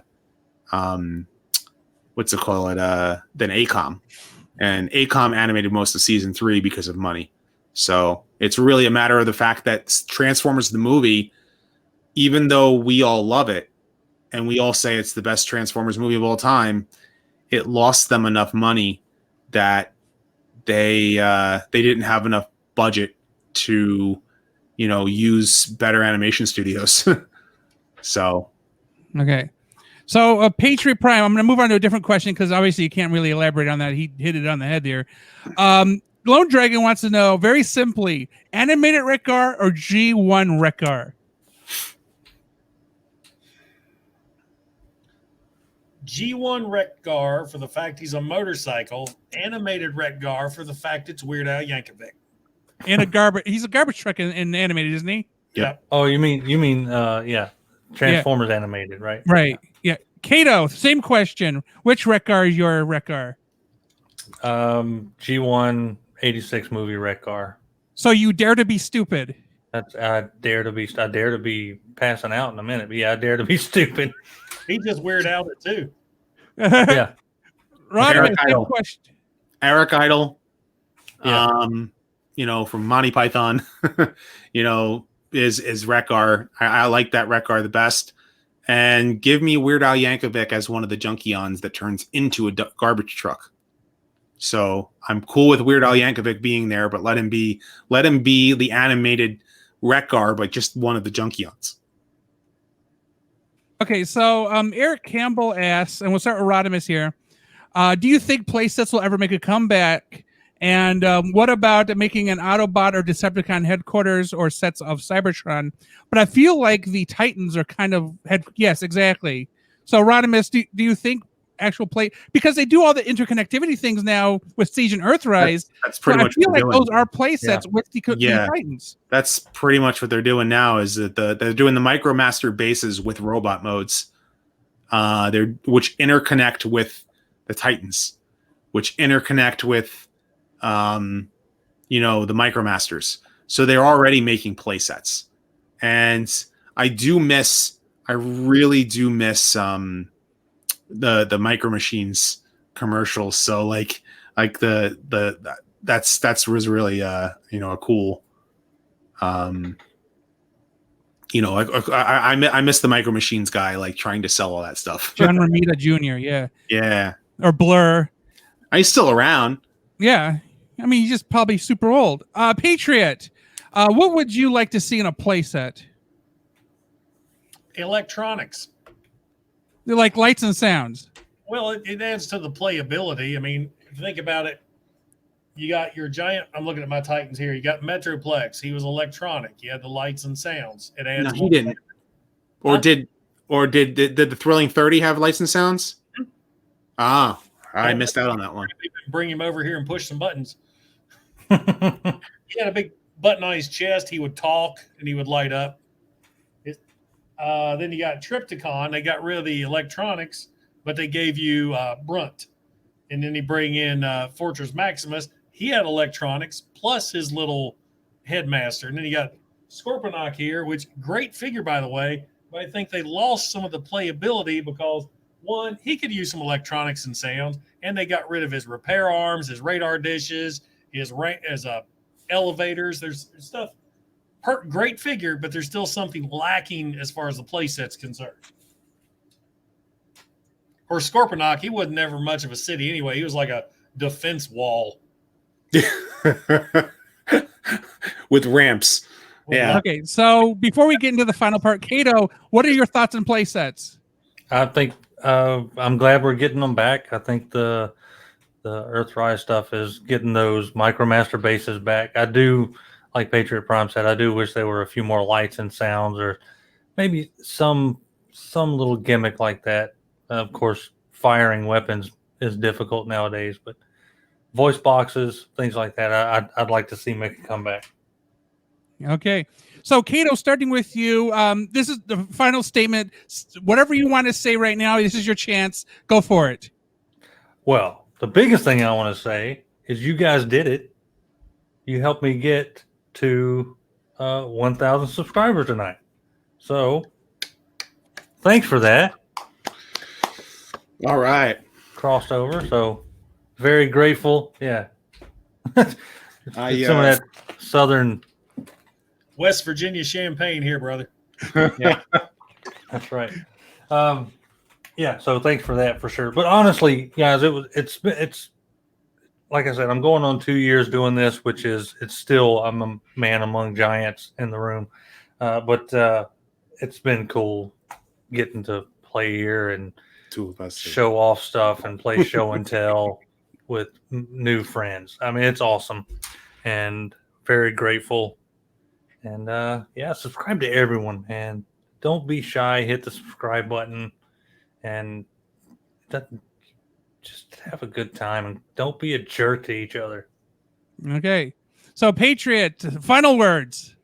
Well, kind of like what Kato said, I am eternally grateful for each and every one of you. Never in a million years would I think that me doing this would have taken off. I mean, I started off as just an unknown. I mean, there's thousands, dare I say, Transformer reviewers, and to actually make an impact and to climb up and have people want to meet you at conventions and, you know, meeting new people and making new friends. I mean, all of this right here, these guys I met via YouTube. If a lot of you guys know me real well, I've become good friends with Bert the Stormtrooper. He's a fellow veteran who does Transformer reviews. We've become great friends. We've even been able to meet up together, and it just blows my mind. I have people that send me stuff just out of the goodness of their hearts, and it's amazing. This has been an amazing journey. Like Kato, I hit a milestone tonight with 6,500 subscribers, and I can't wait to see where this goes. I mean, yeah, hell, I got Patriot Prime gear. I got it's something else. It's amazing what doing this, which is just me doing show and tell in front of a video camera because I'm bored at the house, and I don't know. It's been something else. It's amazing.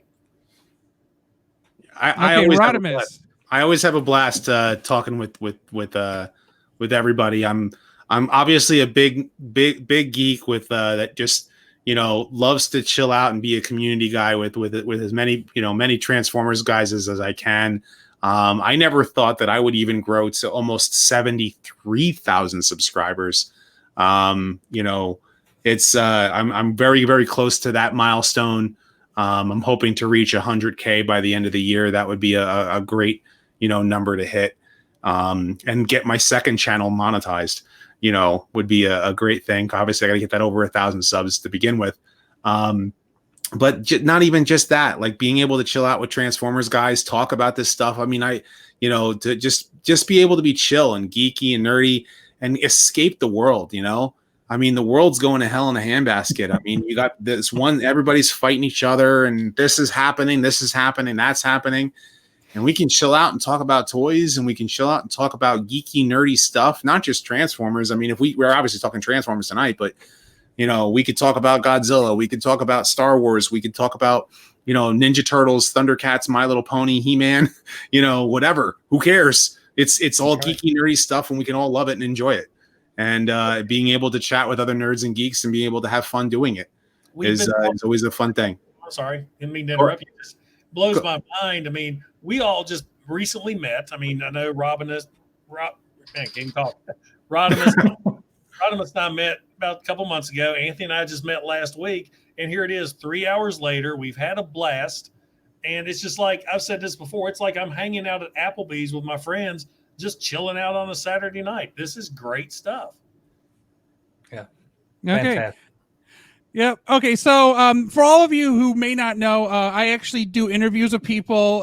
Plus, I do content, various tech, toys, and games. And you can actually see Rodimus Primal, Patriot Primes, and Kato's interviews on my channel at HNE Games. Also, the company technically is Net Enterprises. We've been on YouTube since 2007, and we've existed since 1988. So we change as time goes on. So we do a whole lot of different things. So please do check us out, and I see a number of you have subscribed to everybody, and that I appreciate it. I know these two guys over here on the right side of your screen really appreciate it because you got them over some barriers. I until recently didn't even focus on subscribers. I was monetized until recently because of the changeover. So I went from making money every month to making nothing on my channel, but I still put in the effort. So I appreciate it when anybody offers to help. And I'm hopefully, because there's a couple of people who are on the chat today that I'm now going to go check out their channels and maybe I'll interview some of them. So thank you all. And I hope to do this again, maybe even with some more people. So because I think the chaos was phenomenal. Now, if we just add more people, it'll just be crazy, right? Yeah. Well, we consistently had between 120 and I think almost 170 people at one point. Wow. Yeah. Wow. Consistently for 3 hours. So Yeah. Thanks everyone for sticking out because good grief. Yeah. You guys were here for the long haul. yeah, it's midnight now here on our time, which those of us who are getting old, we can't stay up late no more, right? Hey, my last kid moved out late last year, so I am good. I'm fine. Okay. Well, I'm done here. Rodimus, Patriot, Kato, thanks for having me. Thanks for letting me moderate this. Of course. Oh, So blast. I'm going to give the outro here. So if you aren't already, subscribe to Patriot Prime Reviews, subscribe to Kato's Collection and HNE Games. The links are in the description. You can also, if you aren't already subscribed, subscribe to my channel and Rodimus Primal Talks, which is my second channel, which I do plan to make more content, I promise. So, it's been a lot of fun, guys. So, of course, once this video goes live, leave your thoughts in the comment section below. Everybody's having their fun. But as always, guys, until next time, till all are one. Hooah!